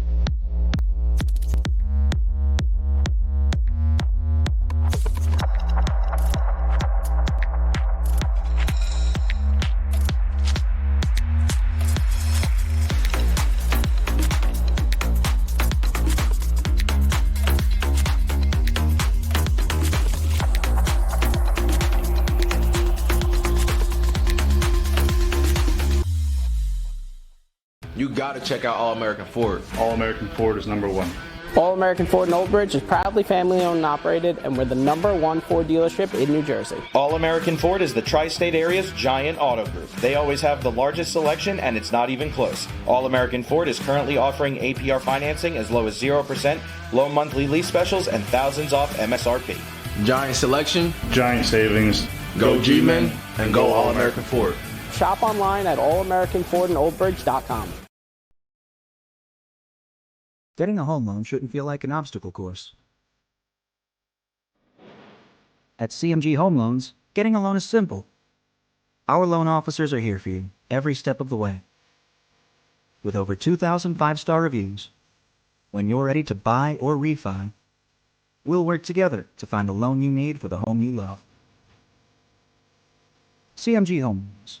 Simplified, trusted, committed.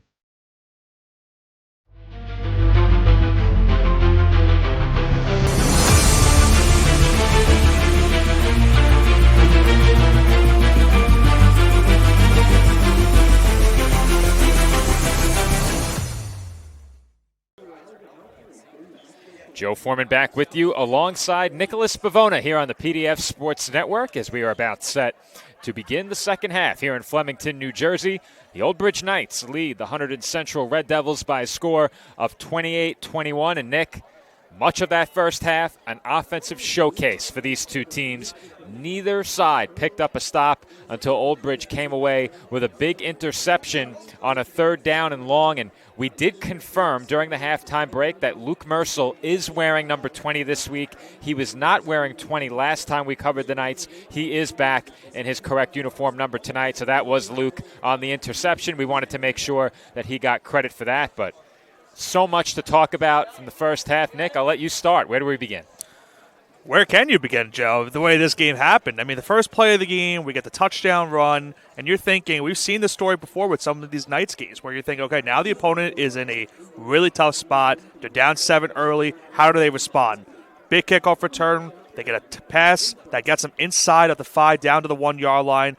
Cella gets the rushing touchdown and ties the game. But then we start back and forth action between these two teams. A lot of 3rd down conversions, a lot of big plays in the field for this Hunterdon Central team. They're getting a lot of their yards through the air. For Old Bridge, they're getting their yards through the air. They've also mixed in the running game a little bit as well on this one. Not as what we've seen the last couple of weeks, but they're still getting a lot of good yards in the running game. And it's really been incredible what these two offenses have done so far. As you mentioned, hadn't seen a stop until the end of that first half where we saw Old Bridge force the interception.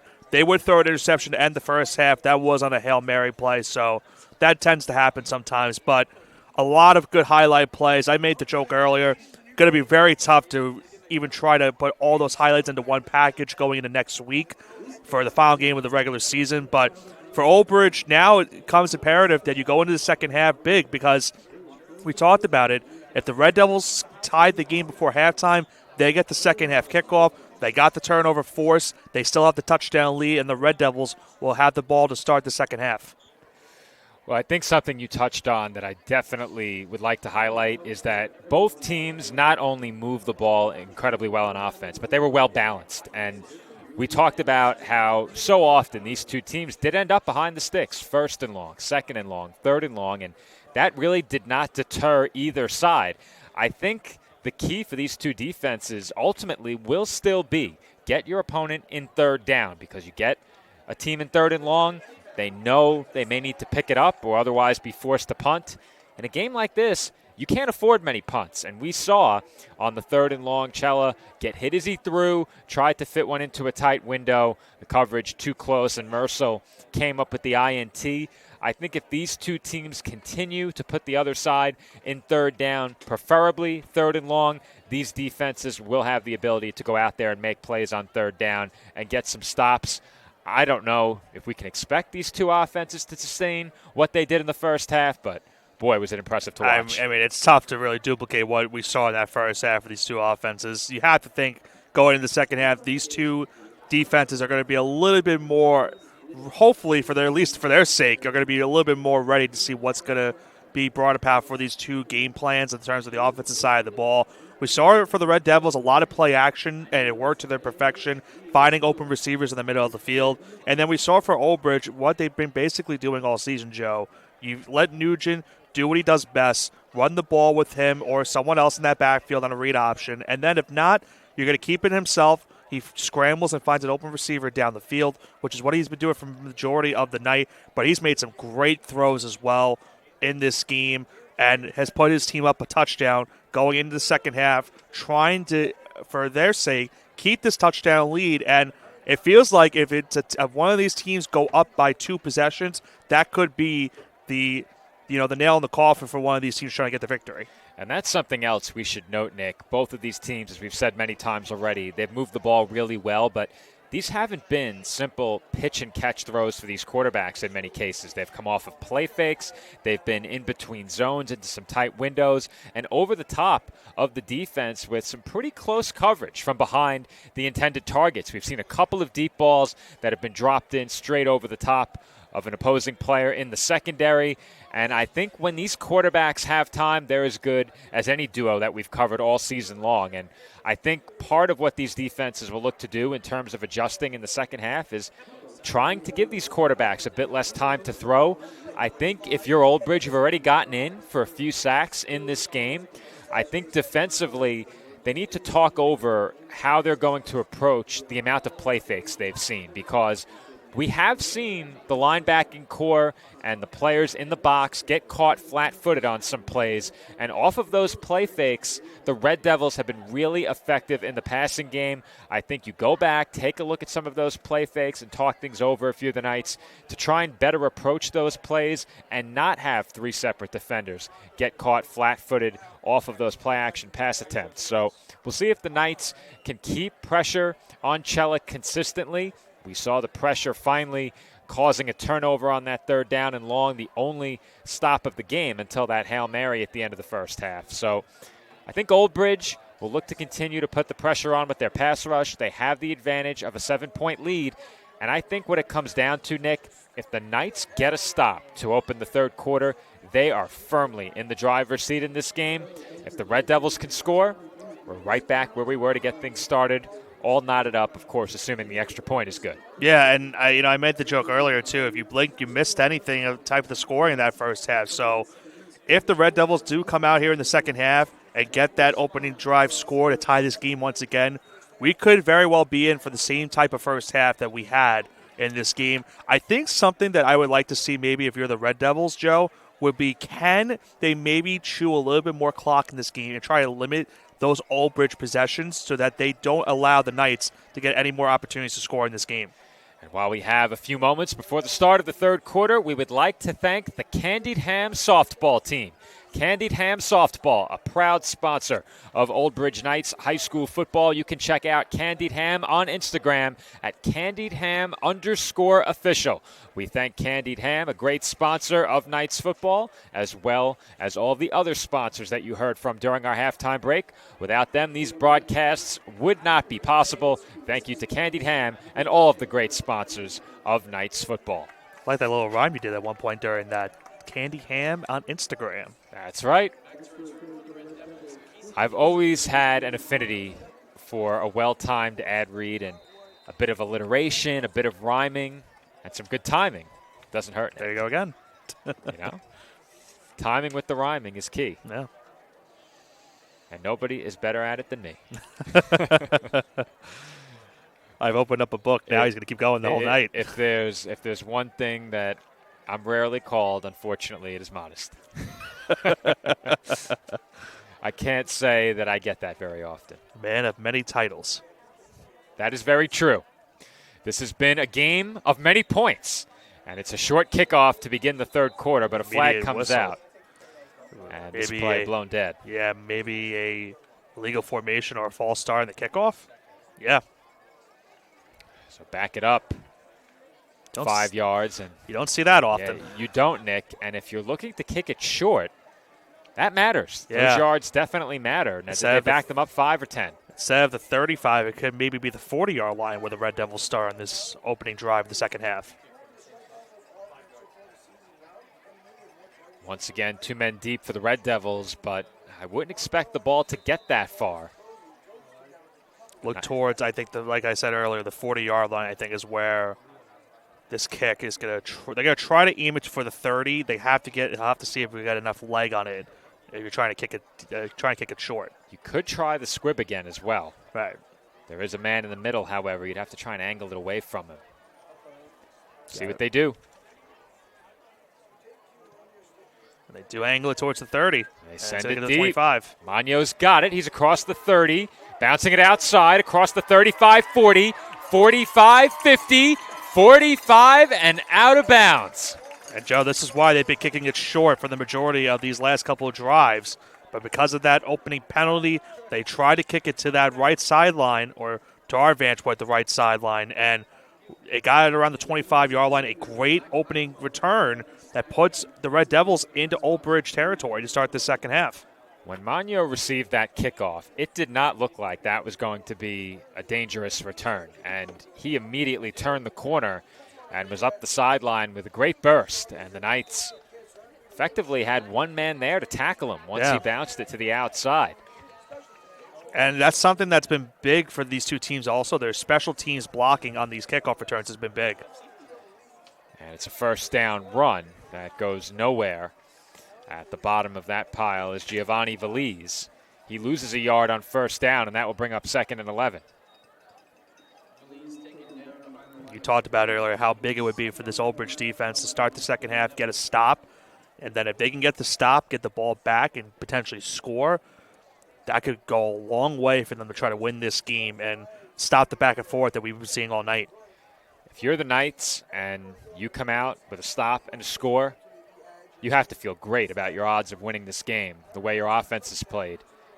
There is some pressure on Hunterdon Central here to get even and keep pace offensively. They got the big stop they needed to close out the first half. Cella looking to throw, steps up, swings it to his left, complete, and there to make the tackle was Justin Birch. And that's a big play there. Good awareness by Birch as well, as there's some extracurriculars going on after the play. The ball did end up in the hands of Birch. Yeah, you don't want to get a penalty right here if you're either side, because it either could give the Red Devils a first down or it could give Hunterdon a spot where they're going to be backed up on 3rd and long. Nick Vasquez made the reception, and it could have been very easy for the Knights to lose him on this play.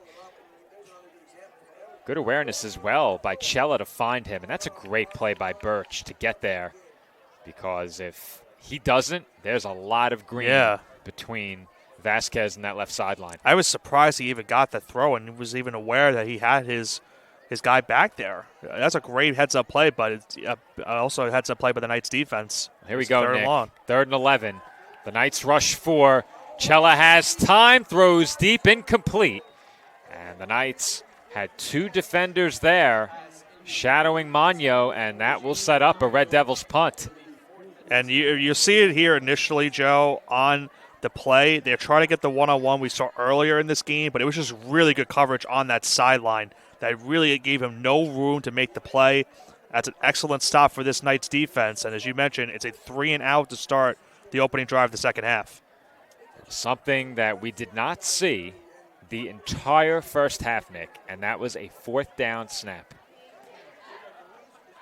Though the Knights actually did snap it on 4th down. Yeah, they did snap it on 4th down on the final play. That was a 4th down.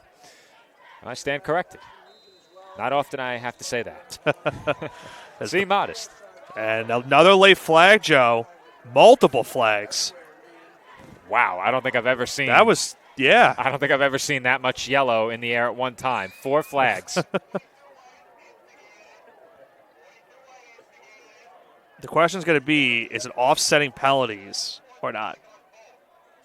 I would think it intended would be, so they probably will offset, and the Knights will start this next drive at the 14-yard line, looks like.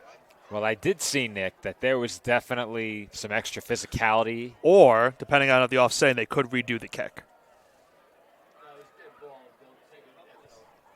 We'll have to see what they do. Both fouls occurred. Yeah, that's why I thought it was after the play was over. So yeah, both fouls occurred after the play was over. So the Knights. And now another flag. Oh, there was another. They just threw it now. That might be a sideline warning, though. Well, the Knights are backing up quite a bit, so it looks like they penalized them at least 5. Well, I don't think it was, Joe, because it was at the 14. That's where the kick went. Yeah, that's where the punt went out of bounds. All right. Well, there's still 2 flags on the field. Yeah, I think they just noticed that they didn't have they have flags. The back judge is going to go and retrieve those, but based on the signal, Nick, the Knights probably should have been backed up. There were 2 fouls that offset, and then 1 additional foul. That was a sideline warning. We saw that earlier in the game too. So the sideline warning earlier was not against. That was against the Red Devils. Okay. Or maybe I'm corrected. They're moving it back. Yeah, they did. That was not a signal for a sideline warning. It was an unsportsmanlike conduct hand signal from the official. Okay. So that would be half the distance to the goal. So they're at the 7.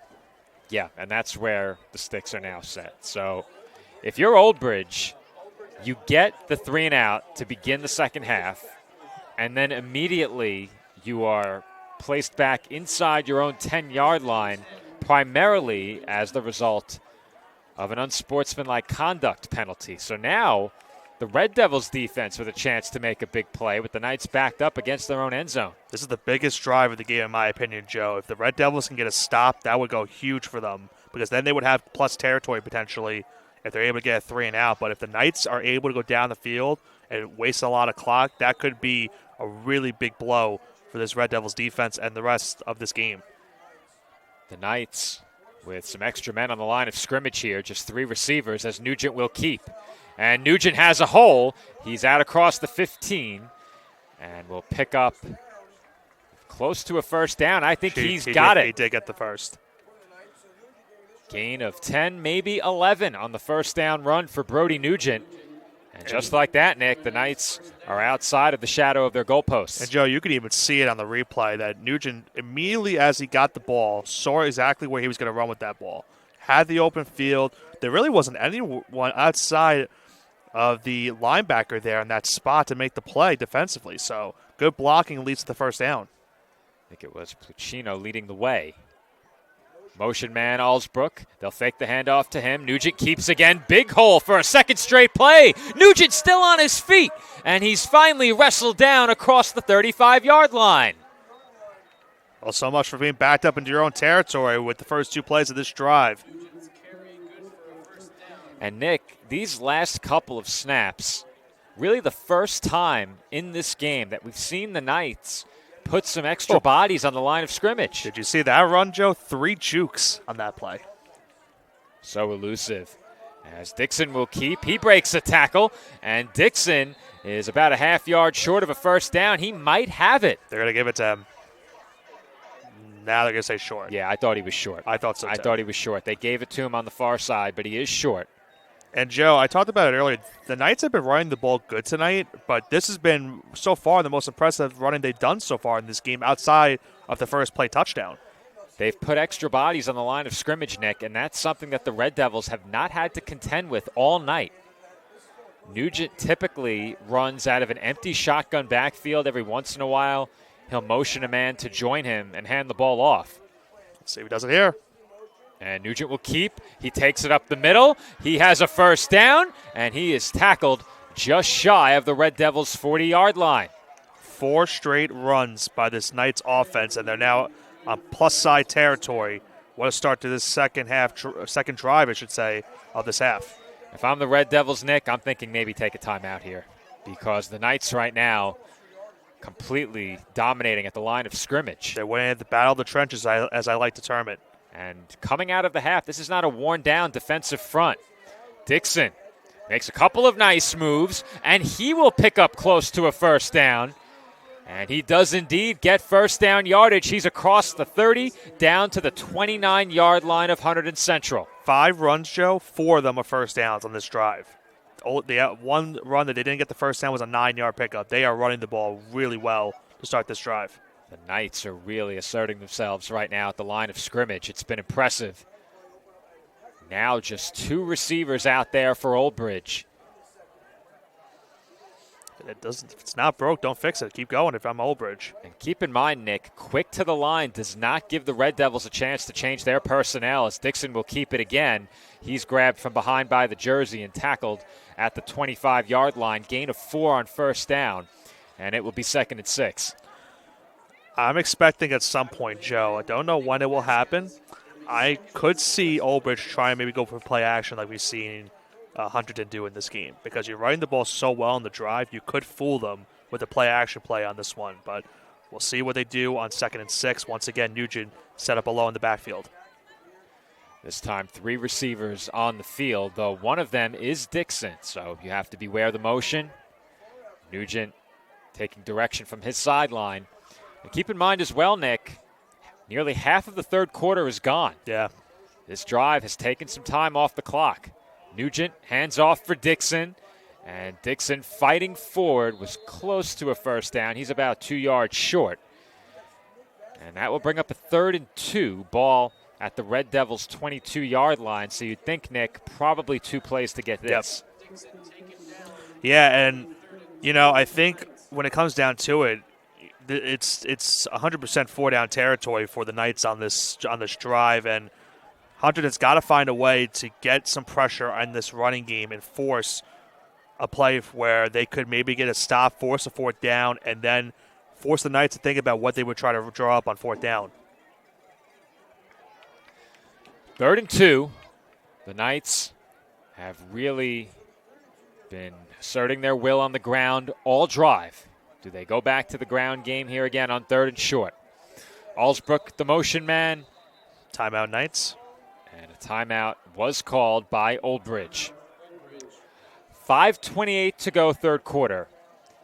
And should the Knights get any points on this drive, Nick, it does put the Red Devils down by 2 possessions. Yeah. And that really turns up the pressure on this Hunterdon Central offense. So I think as a defense right now, you're feeling that. Yeah. And with a 3rd down and a long 2 by my estimation, I think you have to see this as an opportunity to maybe get off the field. It's kind of ironic because this is some of the game plan that I thought maybe Hunterdon was going to do today. Try to limit the Old Bridge possessions in this one by running out the clock. Old Bridge has done that impeccably so far in this second half. On this drive, they've milked a lot of clock after the opening 3 and out. They've now gone down the field. They've been running the ball really well. And now you got a 3rd and about 2 yards here. 4 down territory for sure.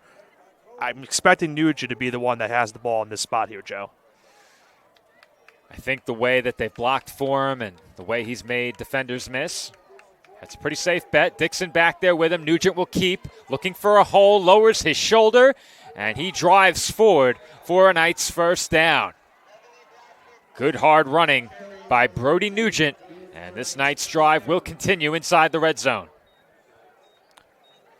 And what's the formation that you guys like to call? Well, I call the 4-man backfield the order of chivalry. I'm expecting it at some point. I think once we're you approaching get that territory. Once you get goal to go, I think there's a very good chance you see it. Yeah, we're approaching it. And Nick, perhaps a bit surprising here with how dominant they've been on the ground. They're back in the empty shotgun set with 5 receivers out there.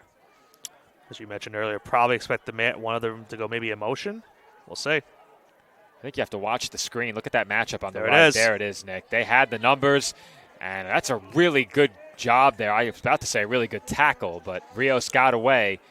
They were at least able to stop him, yeah. Yeah, Nick Vasquez able to slow him down, and if he doesn't, Rios walks in for a touchdown. Yeah. You could see it pre-snap, Nick. They had numbers on that right side, and I think if you're the Red Devils defensively, you probably knew that was coming. At least the cornerbacks must have known because the numbers were just too steep. 3-on-2 right there. Yeah, it was too stacked in the favor of Old Bridge. Once again, an empty shotgun backfield. Nugent will motion Rios. Handoff goes to Rios. He has blocking. He has a first down.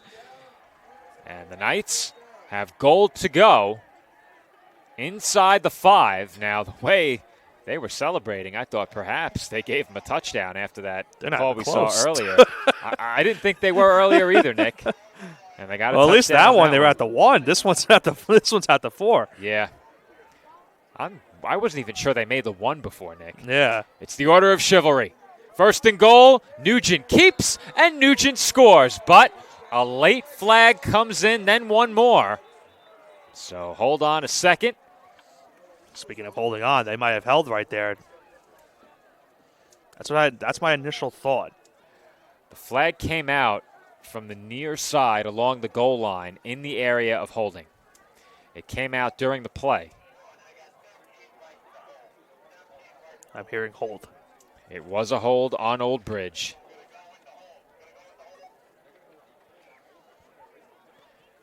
I think that's the one beauty of being in the press box today, Joe. So we're hearing the radio transmission for the calls tonight for the penalties, not where usually we have to assume what's happening on the field. Usually all we hear is the music blaring over the speakers. It's nice to get some sounds of the game every once in a while, you know? Can't beat that. That's a really big penalty, Nick, because you go from a 1st and goal at the 1 to a 1st and goal at the 11.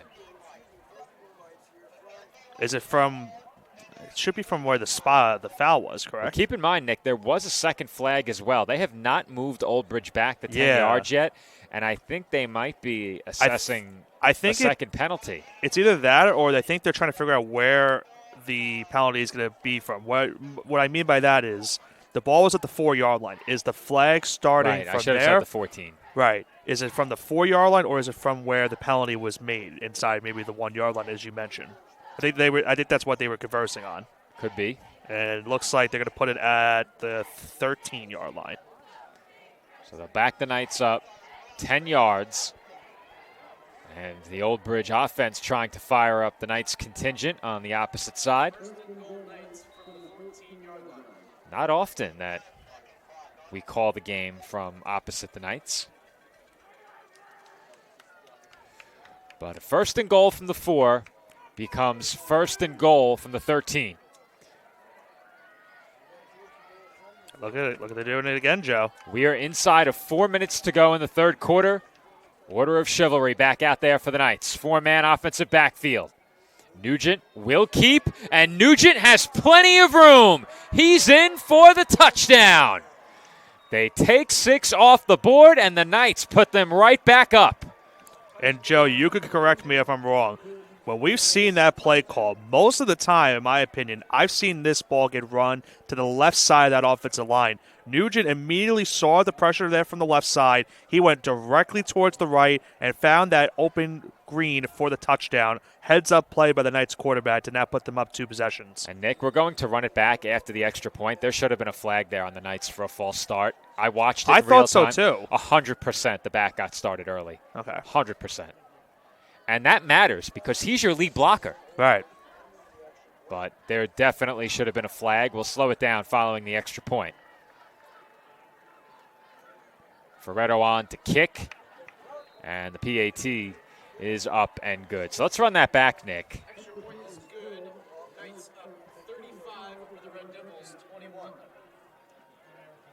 Oh, yeah. Yeah. Yeah. It wasn't as bad as it appeared to be in real time. In real time, it's different. It looks worse in real time because you're following Nugent first and foremost. You're not really following the football out of the center's hand. But you could see it when they snapped the ball that the back had gotten started a bit early.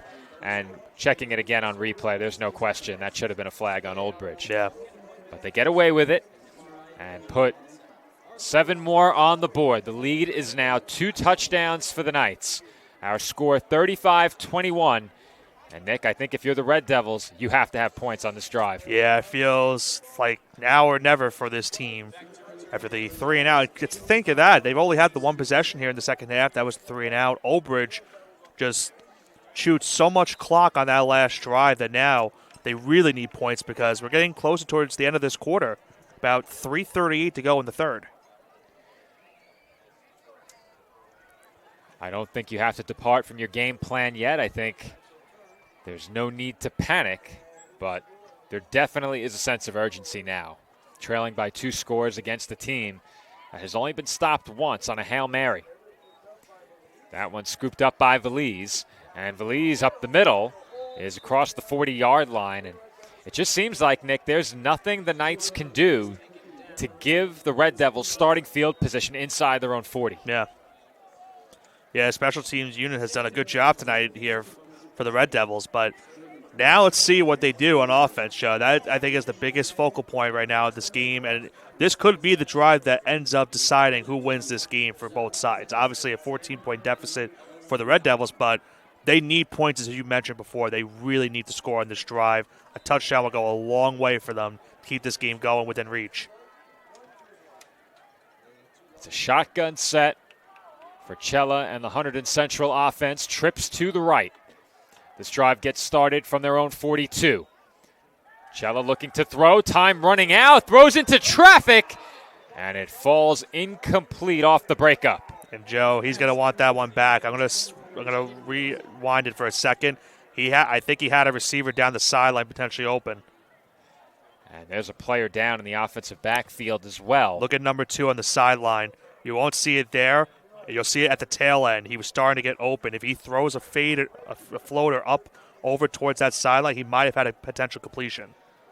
I think if there's one thing that's clear on the replay, it's that the opening was not there where the football went. Right. There were a couple of nights in there. I think Valinati was among them on the coverage, but I think when you're trailing late, that was Valise who was down, by the way. He's helped off, and fortunately he can walk off under his own power. But when you're trailing by 2 scores in a game where stops have been hard to come by, you're going to have to take some of those chances. Whether or not that's the spot is a fair question, but you're going to have to gamble a bit now because you need points, and I don't think we can say that they need them quickly yet, but we're getting there. It's almost the end of the third quarter. Yeah, and Valise, that was one where he was going to set up a block, and initially, Joe, as the play started, you could just see him kind of hobble. He went right towards the ground, so hopefully he is okay. You don't like to see those injuries, those non-contact injuries sometimes are very painful. It's a design keeper for Cella. He breaks a tackle and stumbles forward about 3 yards shy of midfield. That will bring up a 3rd down and 5. And Nick, you know, it should be noted, as you mentioned, Valise going down, no contact made. When that play got started, there was pressure coming off that edge, and that's probably who he would have been blocking. Right. So that's something to keep in mind as well. And I think Cella felt that pressure from behind and got the football out. If he doesn't, he is taking a huge blindside hit on that play. 3rd and 5. Trips to the right, design rollout. Cella throws, and was it possessed? It was not. Valinati couldn't secure it, but he does break up the pass, and that will bring up 4th down. It looks like the Red Devils are going to punt, Nick. Yeah, they're bringing out the punt unit, so. What do you think? 4th and 5, a bit short of midfield. What are you doing here, Nick? I think you might fake them. I think we're at the point because you just saw what the Old Bridge offense did that last drive and just wasted so much clock. On the Knights, I'm looking for the fake. 2:41 to go. Yeah, they are going to fake it. And there's a great tackle behind the line of scrimmage by Griffin Nugent. What a play by Nugent to blow up the fake punt. Cozy taken down, could not get back to the line. And the Knights sniff out that fake punt.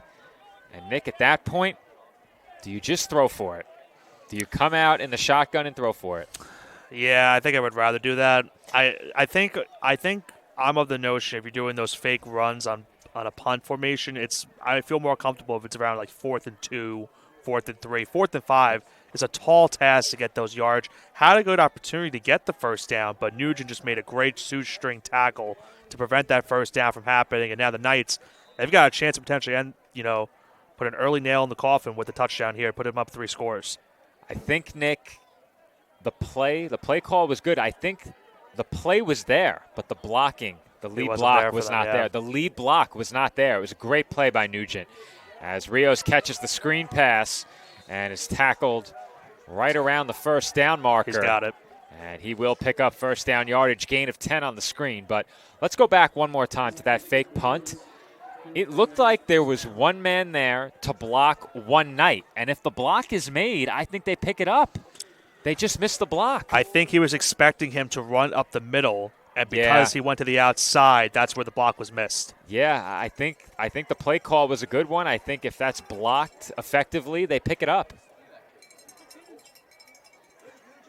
Looked to me like the Knights got started early again there at the wideout position. Nugent will throw on the run complete, and Olivencia has a first down and more as he's pushed out of bounds. I believe just shy of the red zone. He is marked out right at the 20. So Old Bridge wasting no time getting into the red zone. 2 completions, 2 first downs, and a 1st and 10 from the 20. Yeah, Joe, I saw it again. They definitely went off. That's for sure. They've been getting started early, Nick, and it hasn't been flagged yet. Watch the far sideline over here, the receiver in the middle. Clear as day, you can see it. Yeah, I've been seeing it throughout the game, but it's almost getting more pronounced as we go. Yeah. Handoff, Jeremiah Dixon. And Dixon is stood up and driven back right at the line of scrimmage. Give him a yard or 2 on the play. 2nd and 8. I think what we're seeing, Nick, is that the defensive adjustments that Old Bridge made at the half clearly paying off, and it doesn't seem like thus far that the Red Devils have found an answer to what the Knights are doing offensively. And to the credit of Old Bridge, they came out and really pounded the rock to open the third quarter, and that's not something we saw for much of the first half. Yeah, they were pass heavy in the first half, run heavy here in the second. Nugent off the fake, rolling to his left, will throw short. Allsbrook complete. And he's tackled around the 15-yard line. That will bring up a third down. About 4 or 5 yards. I think they're going to spot him short of the 15. They have him out of bounds around the 17 on the far side. On the near side, they gave him the 15. Do we split the difference and say the 16? It looks like the 17, I think, is where. Maybe not. I don't know. 16? No, 16. It's 16. Yeah. All right. 3rd and 6. That'll be the end of the third. That will do it for the third quarter. Our score through 3, Old Bridge 35 and Hunterdon Central 21. And I think it goes without saying, Nick, the Red Devils can't afford to give up any points on this drive. The Knights have a very capable kicker in Michael Ferretto, and I think you're within his field goal range here, so you don't have to be too aggressive on third down. You would love to deal a knockout blow. You'd, of course, love it if it doesn't come down to a kick, but we'll see what they do here on third. How aggressive do you get on this third down play call trying to pick up a first? I'm thinking of this as 4 down. I'm thinking this of 2 plays, Joe. Really? I think if you're the Knights, I think you just run the ball still. I think you just keep going with what you've been doing right now. 3rd and 6, why not? Because even if you don't get it, you at least set up 4th and short, and you could still get it there. If I have a 4th and any longer than a yard, I'm kicking. Unless you get backed up on this play. But if I have 4th down and anything more than 1 yard, I'm trying the field goal. I think they have good confidence in Ferretto. And if they score on this drive, Nick, I think that's enough to win this game. I think the other thing you think about is even if you, let's say it's 4th and 1, 4th and 2, if you don't get it, you're at least putting them backed up in their own territory inside of the 15-yard line. So it would be a very long drive, even if they're not able to get it. I see that perspective.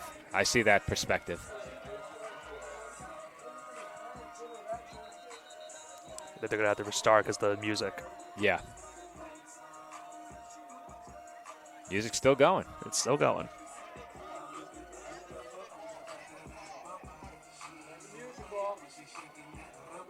We haven't heard the music all night. Yeah, I'm not sure. I think it's coming from down at midfield. And they're.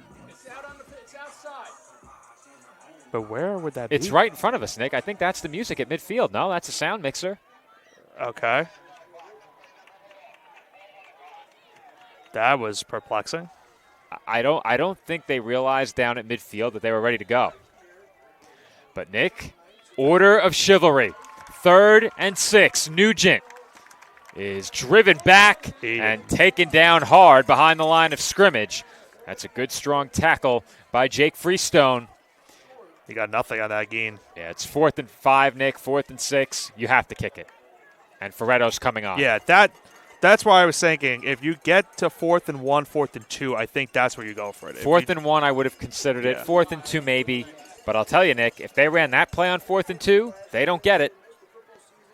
Because Nugent was driven back, and I think Ferretto has a chance to put this game away with this field goal, Nick. A 3-score game. It's about really tough. 32-yarder? Really tough with about 11 minutes to go. Try to do my math right. I think it's a 32-yarder. By no means a chip shot. Ferretto certainly capable from this range. Benford the snap. Nugent the hold. The kick on its way. And it is good. Big-time kick from Michael Ferretto. And that makes it a 3-score game. Old Bridge in front by 17. What a big kick right there, Joe. You mentioned not easy. I think the reason why it's not as easy is because of the side hash of where that is on the field. Because it's not down the middle. It's a little bit closer towards the Old Bridge sideline, but he delivered it straight. Perfect kick. 17-point Old Bridge lead now to start this 4th quarter.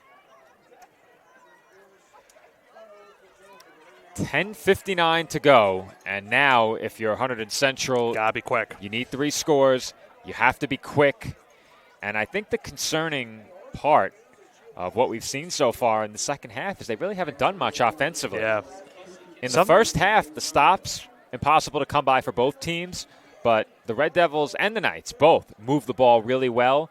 The Red Devils haven't moved the ball much here in the second half. Something that we haven't seen is their play action that we saw in the first half. They haven't really gone to it here in the second half. Yeah.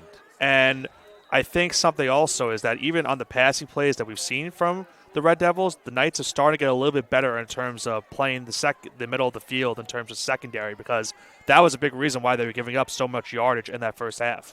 And I think you're at a point now, Nick, where the play-action game is off the table. The Knights certainly content to let the Red Devils run it as long as they're not picking up chunks on the ground. So you're backed into a corner in terms of play calling. And I think you probably need to score in less than 4 minutes to have a real shot. Ferretto's kick does go deep, and don't discount the return game. Kingsley across the 40 and brought down just past the 45. Awfully close, Nick. Yeah, too close for comfort right there. That could have been dangerous. Yep. We've seen it time and time again. The Knights have been prone to the big return against them, and I think the lack of production offensively in the second half has been a bit surprising, especially given the field position, because the Knights have not been able to get the ball to Hunterdon Central in anything less than very good field position. It's been at least the 40-yard line, I think, on every single drive tonight. Yep. The opening drive on the plus side of the 50. Right. Cella in the gun. 3 receivers out there. Feliz back in the game as Cella looks to run, and that will go down as a Knight sack and a flag for a late hit. Cella's down, Joe. That's not looking good. Yeah, he's definitely in some pain down on the turf. And I think they're going to get Old Bridge for a late hit here. Helmet to helmet. Yeah, it looked like a bang-bang play in terms of the timing, but the helmet-to-helmet's going to get flagged every time. And on a play like that, it very well could cost you your quarterback. Yeah, and I'm wondering if Cella's down because of the helmet-to-helmet, or did he get tangled up because he went down in an awkward way on that hit? Yeah. Yeah, it did look like he was brought down. And, yeah, you can see it, Joe, on the field. He's looking towards his leg right now, so that's concerning. He was brought down low and then got hit up high, which drew the flag. They're still attending to him, and he is Thankfully, he's able to get up. He's able to walk toward the sideline under his own power. It looked like Andrew Fisher was throwing on the sideline, but I got a quick glimpse at who it was taking some tosses. Fisher listed as a wide receiver and defensive back. And because of the helmet-to-helmet, he has to take a play off, I believe, to get checked for a concussion and stuff like that. So we'll see. We'll see if he comes back into the game. But a scary play right there for the Red Devils quarterback. Let's see who takes over under center. It was a 15-yard penalty. Odin Patinsky will take over at quarterback for at least one play. And the Red Devils got moving early there as Patinsky goes deep, and Magno makes the catch at the 20-yard line. How about that for entering the game? Well, how do you do right there, Joe? What a start to the drive for him. A perfect floating pass towards the sideline to get that first down. Call that the old moon ball. How about the trajectory of that pass?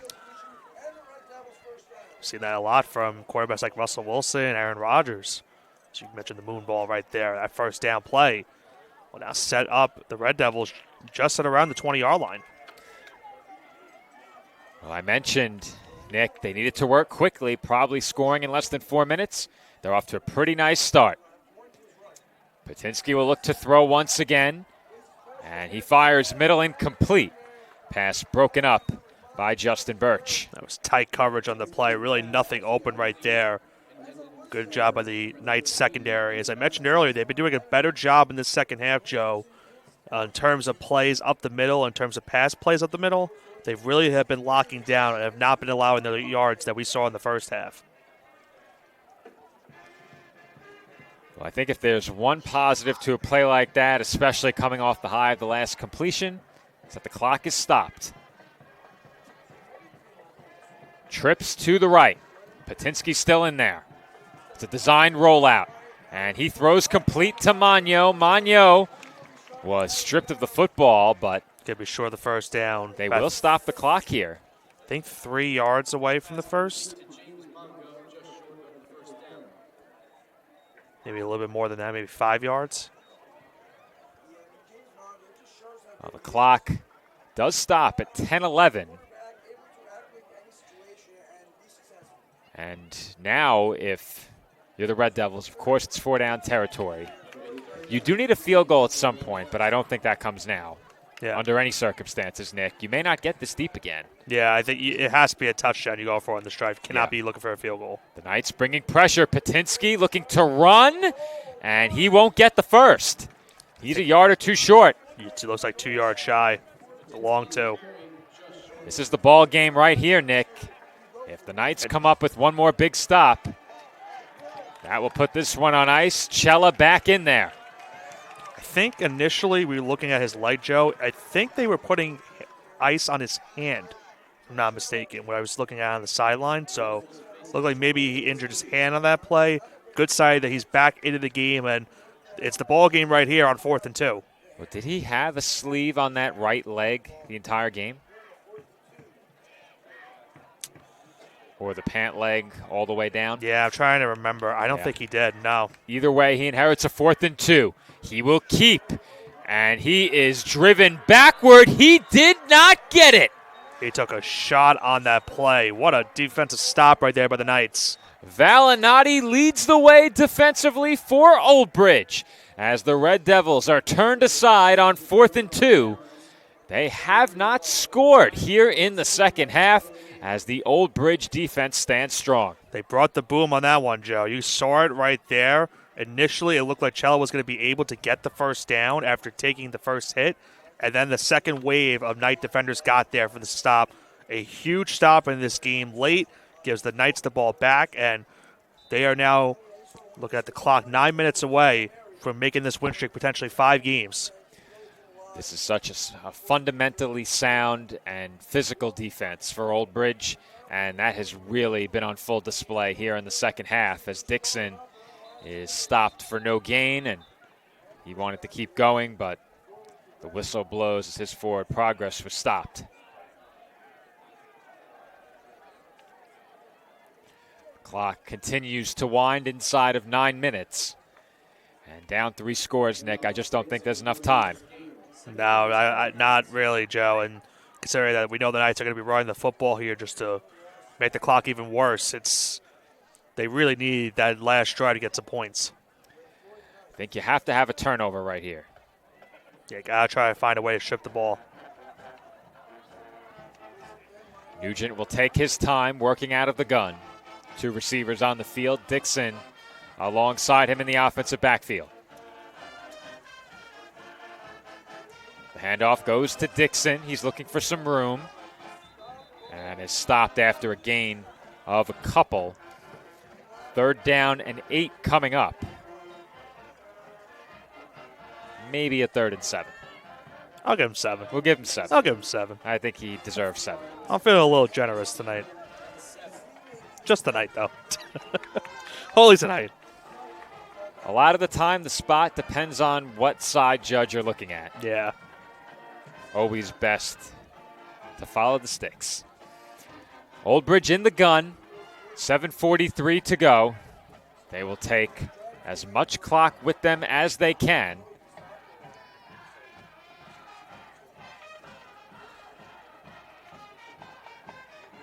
Looks like Nugent just relayed the play call to his line. And he will keep it. Nugent has room. He's across the 20 and has a first down as he is wrestled out of bounds just shy of the 30. Another big run by Nugent, and more flags are thrown. That is the second time tonight that we have seen 4 officials throw their flags simultaneously. Yep. That's how you can be sure that a call is the correct one. I think if all 4 officials spot it, it was only on the Knights too, so that first down will now get pushed back. What that penalty the Knights just got. Well, it was after the play, so you'll take that, but you do not want to get caught getting involved in anything beyond the scope of the play. Yeah, because you're at the point where you have a 17-point lead in the fourth quarter. You don't want them to be doing anything crazy like that because you still have one more game left in the season, and then, of course, you have playoffs afterwards. So you just want to get out of here with the victory and not do anything crazy afterwards. You have this game well in hand if you're Old Bridge. Don't do anything you'll regret next week. Right. They backed them up 15, but it is still a first down and 10. 7:17 on the clock, and the Knights are hoping to take as much of the remaining time with them as possible on this drive. They now run the clock. Heavy set here for Old Bridge, though. I don't think I've seen that many men in motion.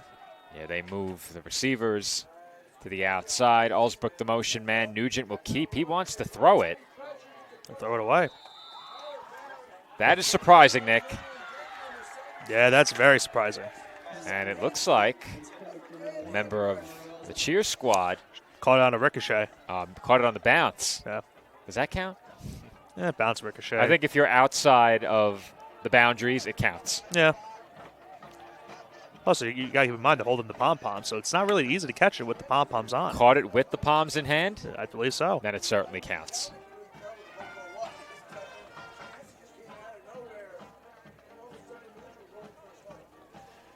So very surprisingly, they throw on first down, don't complete it. That shocked. stops the clock. I'm shocked they threw, Nick. I'm shocked.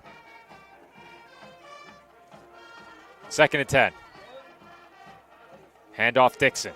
Big hole. He's across the 30 and in the open field. It's a foot race. Dixon to the 30, the 20, 10-5, touchdown Knights.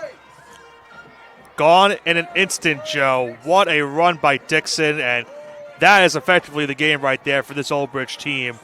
Put it now 5 in a row for this Knights team, and they're riding a nice high going into these next couple of weeks with the playoffs on the horizon, a 5-game win streak, and next week a chance to make it 6 in a row. Big run by Dixon to show what has been the story of 2 halves. First half was all passing, second half all running.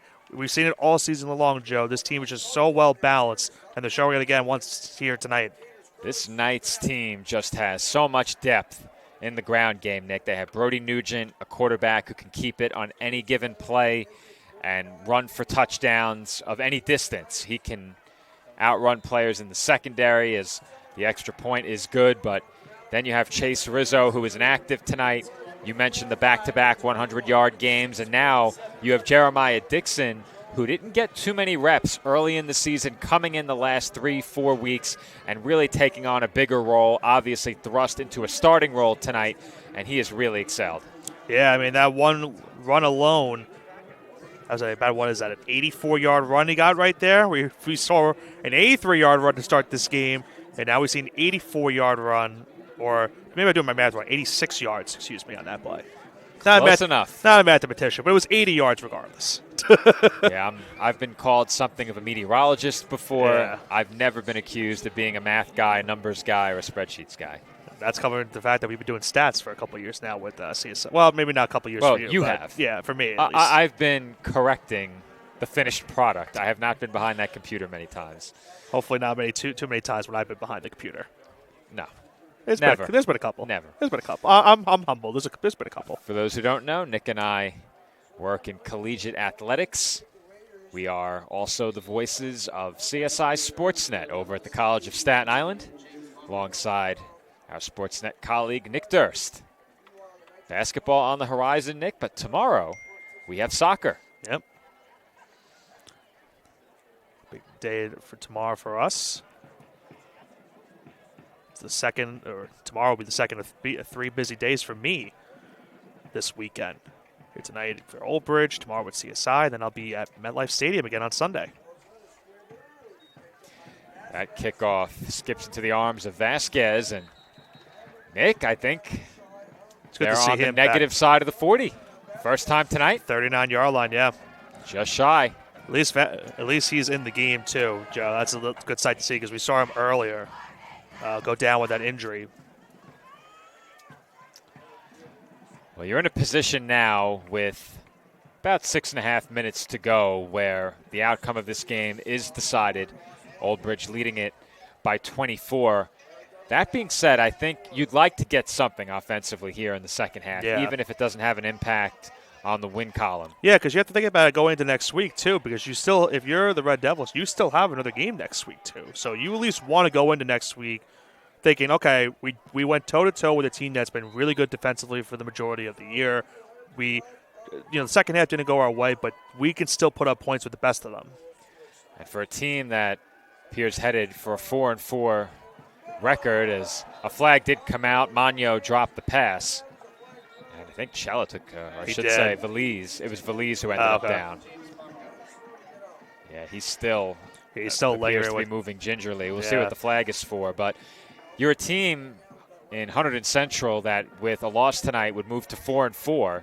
And with one game to go, you want to put yourself in the best position possible entering the postseason. If you're Old Bridge, this game really makes a statement to the committee that ranks these teams, and I think you have to feel really good about where you are entering a big-time game at home next week against Colonia. That game last season, an all-time classic on PDF. Those two teams were battling in a game that I think affected more playoff positioning rather than whether or not they made it. I think both teams were pretty secure in where they were entering that game, but we'll see. Got him. What comes of the game next week, because that's a big completion downfield. Cozy trying to get away, but a good job to stay with him on that play by Endaz. There is a flag on the field, Nick, so might be after the play was over. Roughing the passer. That was, yeah. Well, I think if you're the Old Bridge coaching staff, you're not too pleased with those kinds of penalties, roughing the passer, the personal fouls. In a game like this one where you've now picked up a big lead in the second half, been playing really well, you don't want to do that. Right. You don't want to get involved with stuff like that or be known as a team that looks to take shots when you're leading. Not saying they're doing that, but when those penalties add up late, it's not a good look. You don't want to see that if you're the Knights, and I think leading by 24, those are penalties you could do without.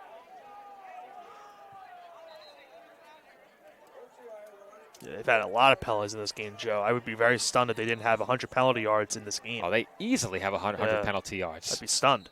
They have at least 50 in holding. That's true. That's true. 50 in holding. They had now at least 3 personal fouls. Right. Yeah. They had another 5-yarder. That's true. Earlier in the game.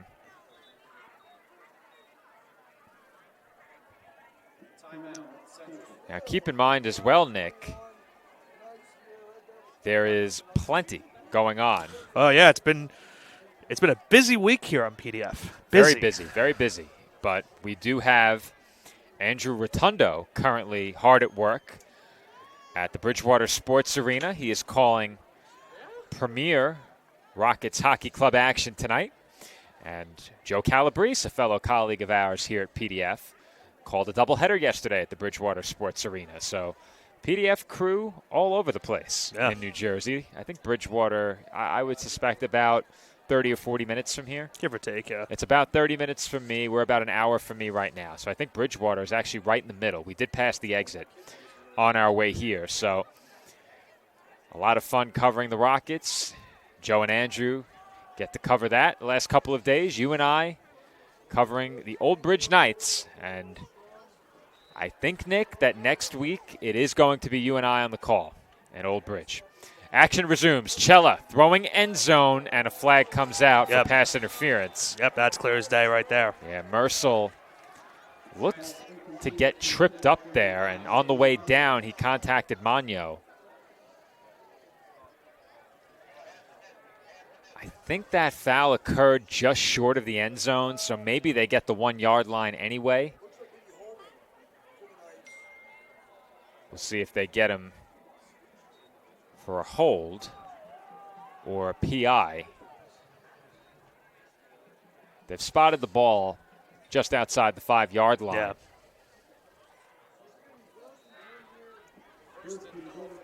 First and goal, Hunterdon Central. We also had some breaking news. Get to that after the drive's over.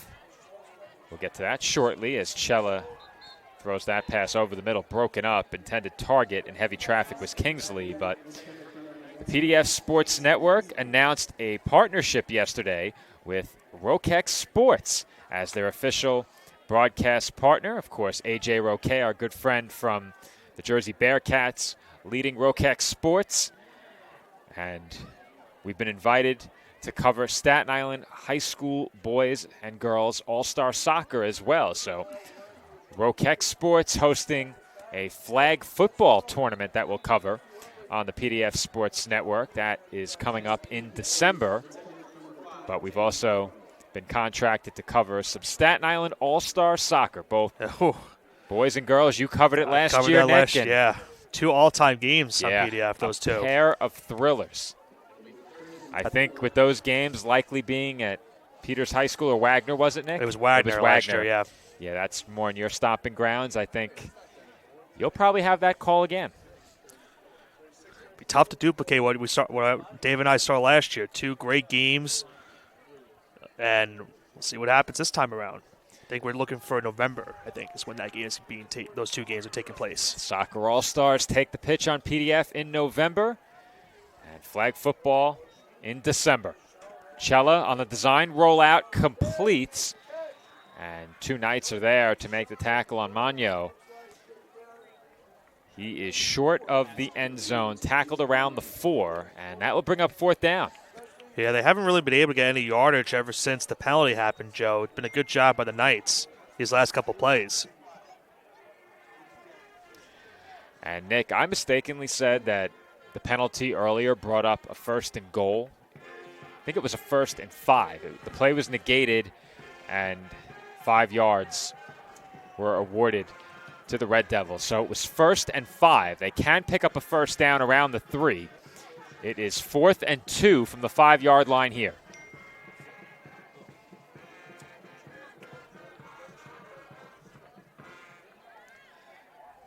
Cella looking back toward his own bench. 4th and 2. He keeps it up the middle, and I don't think he got it, Nick. It was close, but he did not get it. And the Knights defense continues to pitch a shutout here in the second half.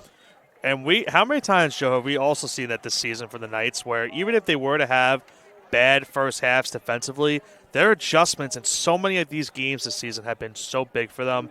And they do it again here tonight. After giving up 21 points in a row to start this game, the INT to end the first half, they have now had continuous successful drives defensively here in the second half, pitching the shutout, and are well on their way to their 5th straight victory here late in the season. I think you really have to be impressed with this performance from the Knights tonight, and that's not to take anything away from the Red Devils. That first half performance of theirs was equally impressive. But in the second half, this Old Bridge defense really dialed it up another level. The offense did the same. And after what we saw for the first 24 minutes, I wasn't sure that you could go up from there, but sure enough, they managed to do it, possibly on the offensive side of the ball and certainly on the defensive side. Yeah, and like I mentioned earlier, Joe, it's something we've seen this Knights team do all season. Their offense has been doing great this season. They've shown it again here tonight. Their defense has made the adjustments needed mostly here in the second half after a slow first half. And, you know, after this play, I'll mention it, but you and I know how important it is for a team, whether it's the collegiate, the high school, or professional level. Getting a win streak this late in the season just before the playoffs goes a tremendous way for any team. This Knights team very well could have been unbeaten entering the final week of the regular season. The game at Piscataway was a close one, but they just weren't able to solve the Chiefs' ground game that night, Nick. And I'm a bit surprised that with the early struggles in the third quarter, that the Red Devils didn't try and go to the ground game a bit more. We didn't see many screens either, and I think something that you've been able to utilize against this Knights pass rush this year with some level of effectiveness is the screen game, and we didn't see that tonight. We've seen a couple of teams now find some openings on halfback screens, and I was a bit surprised that we didn't see more of that from Hunterdon Central tonight.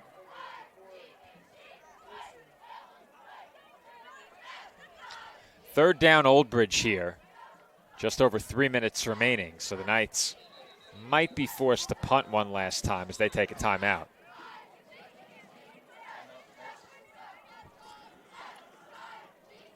You mentioned, Joe, next week, more than likely looks like you and I will be on the call for the regular season finale for the Knights as they look to make it 6 straight wins to end the regular season. Yeah, it's been a really impressive season for the Knights, and I think with this being our second year covering Old Bridge football, looking back to year 1 and moving forward into year 2 with a roster that is very, very similar to the squad we saw last year, I think the amount of improvement that we've seen from this team is really striking. You have a lot of the same players. You did lose a key playmaker in Jaden Griffith, but they've managed to step their game up, not just defensively, but offensively as well, despite the absence of a key player.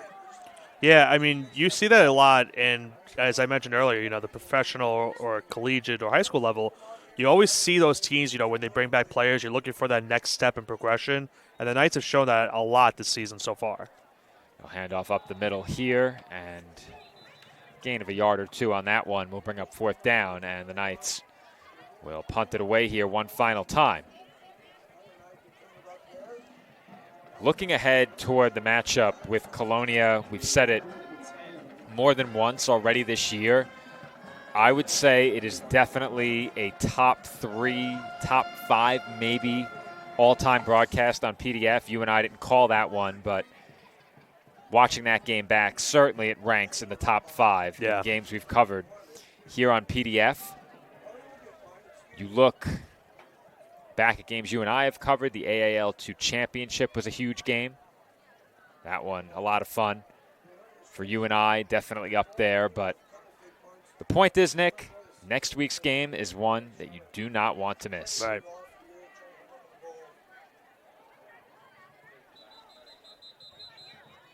And a whistle came in ahead of that snap. There's a flag on the field. Delay game. Well, that will back the Knights up a bit closer to their end zone.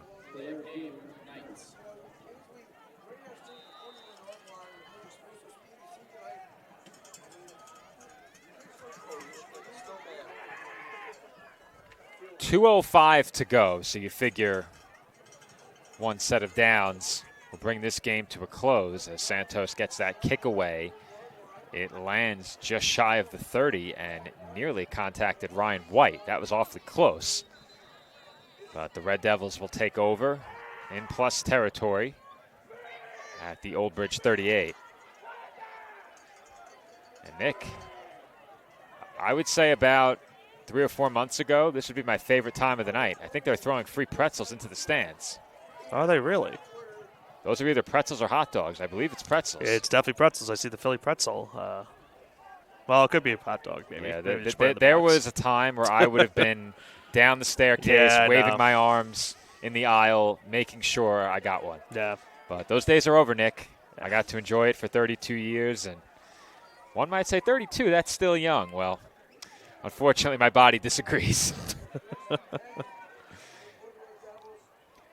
A message to the youth out there: eating whatever you want, whenever you want, and however much you want for 32 years, it will catch up to you.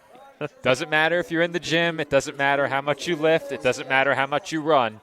If you eat whatever you want, whenever you want, however much you want, it is not a good idea. Don't do it. I'm trying to think of what was that show where at the end they would say the more you know, there's like the big star at the end. I can't think of the show name. Well, those are PSAs. Those are the PSAs. Yeah, they're PSAs. Were those on? I think I want to say NBC. It was either NBC or CBS. Okay. I think it's the same network that airs 60 Minutes. That's CBS, Okay. right? I thought it was going to be PBS for a second, but I couldn't remember.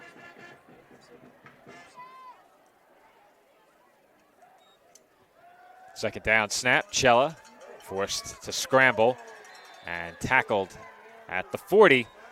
The Knights continue to wreak havoc in the offensive backfield, especially in the second half as Kassoff is in for the sack. Did he get past the line of scrimmage, Nick? Nope. Lost 2 yards. We don't have a sack tally, but they're beginning to pile up for the Knights tonight. If I had to guess, I would say 6. Feels like. I know for sure they had at least 3 in the first half. Yeah. Cella will look to throw here. Again forced to step up, and he was tripped as he crossed the line of scrimmage. That pass lands incomplete. 1:08 to go, and a 4th and 12 coming up.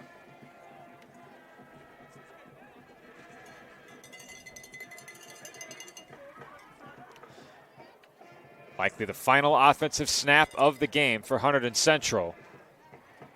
It will come from the Old Bridge 40-yard line on a 4th and long. And Nick, if the Knights defense can come up with one final stop, they will have completed a second half shutout. Cella under pressure, running out of time, throws deep, and that one is caught! It looked like Mercel had an easy INT. It went over his head and into the arms of Vasquez.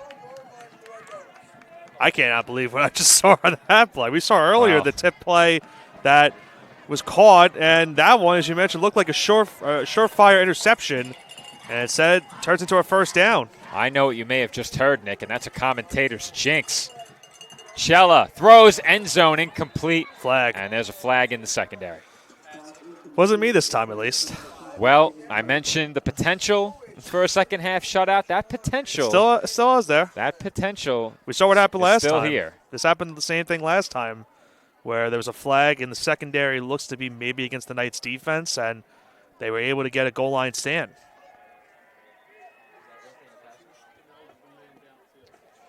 It was against the Red Devils.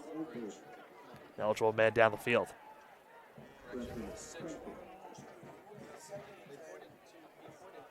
We have 48 seconds to go as they sort out this penalty.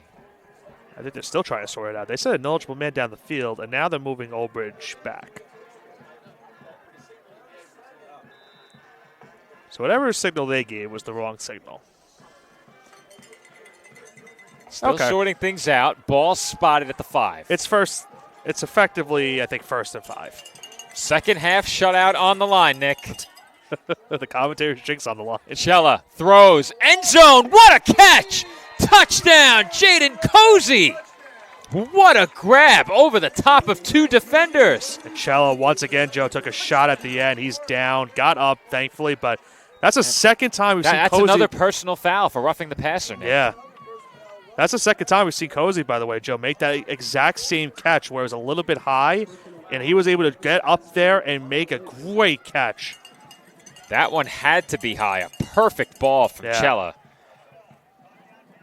And I think a play like that really shows you what the Red Devils were contending with in the second half. This Knights pass rush was getting home, and that throw had to be perfect to be completed, Nick. And when you get that kind of coverage, it's tough to continually complete passes down the field. We saw some great throws in the first half, but the same windows just weren't there here in the second half. And, of course, go for 2 right here late in this game. But you mentioned it earlier, Joe. Some of the penalties the Knights have been taking late in this game are some that you don't want to build a reputation on with the way that this game has gone. You've got the lead. You just want to get out with the victory. As it looks like they got the 2. Magno, they did. Left alone in the corner of the end zone, taps the toes along the back line and makes the grab for the 2-point conversion. Yeah, I think the Knights have to clean up these penalties next week, Joe, because they cannot allow this to happen again. You're going to get out of here with the victory, but you need to avoid the amount of penalty yards they've given up tonight. It's been a lengthy one.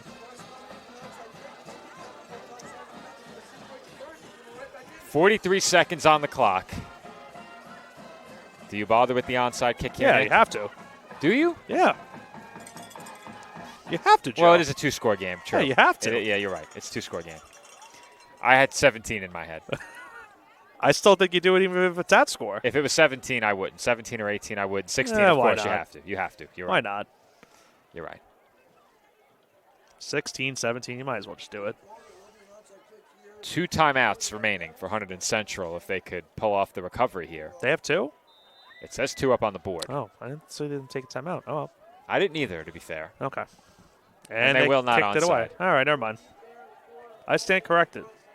Down 2 possessions. Yeah, I'm with you, Nick. I'm a bit surprised they didn't onside. Here comes another flag. No, flag again. Yeah, I don't know why you won it. I get it. It's late. There's 43 seconds. It would take a miracle and a half, but you might as well just go for the onside there. Yeah, there's such limited time left. Even if you recovered, it would be highly You need a touchdown, unlikely. 2-point conversions on each of the possessions. I get it, but still. Yeah, in a 2-score game, I'm inclined to say why not. I would like to at least see the chance. To be fair, it is fun to call an onside kick, so we're a bit biased. Yeah. You always want to see it. Yeah. How many recoveries have we seen, if any? We saw a squib kick get returned last year, so not really an onside kick, but we did see a squib kick get returned for a touchdown. Yeah, but have we seen a team recover an onside kick yet? I don't think so. I don't believe I've called one. I don't think so. As Nugent will take a knee here, I do believe that will be the final play of the game. I don't think they have to run another. Yep. And the 2 teams will shake hands at midfield. Our final score, Old Bridge 45 and Hunterdon Central 29. The Knights have now won 5 straight, and they will carry that winning streak into their season finale against Colonia in Old Bridge next week. Yeah, Joe, impressive showing from both of these teams here tonight. I mean, you couldn't have asked for an incredible first half that we saw. Both teams on their first 3 possessions scored a touchdown. Old Bridge would score on their 4th possession. The difference of this game then started with Old Bridge getting that INT before the first half to go into halftime with the lead, and then their defense really picked it up. From that point of the INT into the second half, they stopped the passing game of Hunterdon after that great first half they had, and that was the big difference of this one. Great passing from Brody Nugent, great runs from both Nugent and Dixon in this game, and as you mentioned, a now 5-game winning streak for the Knights going into their season finale next week, trying to make it 6 in a row before the postseason. A big-time matchup between Colonia and Old Bridge looming next Friday night. But until then, this has been Joe Foreman alongside Nicholas Bavona for the PDF Sports Network. Once again, our final score, Old Bridge 45, Hunterdon Central 29. The Knights enter their regular season finale 7-1. One more game on the regular season schedule. We'll see you next Friday in Old Bridge.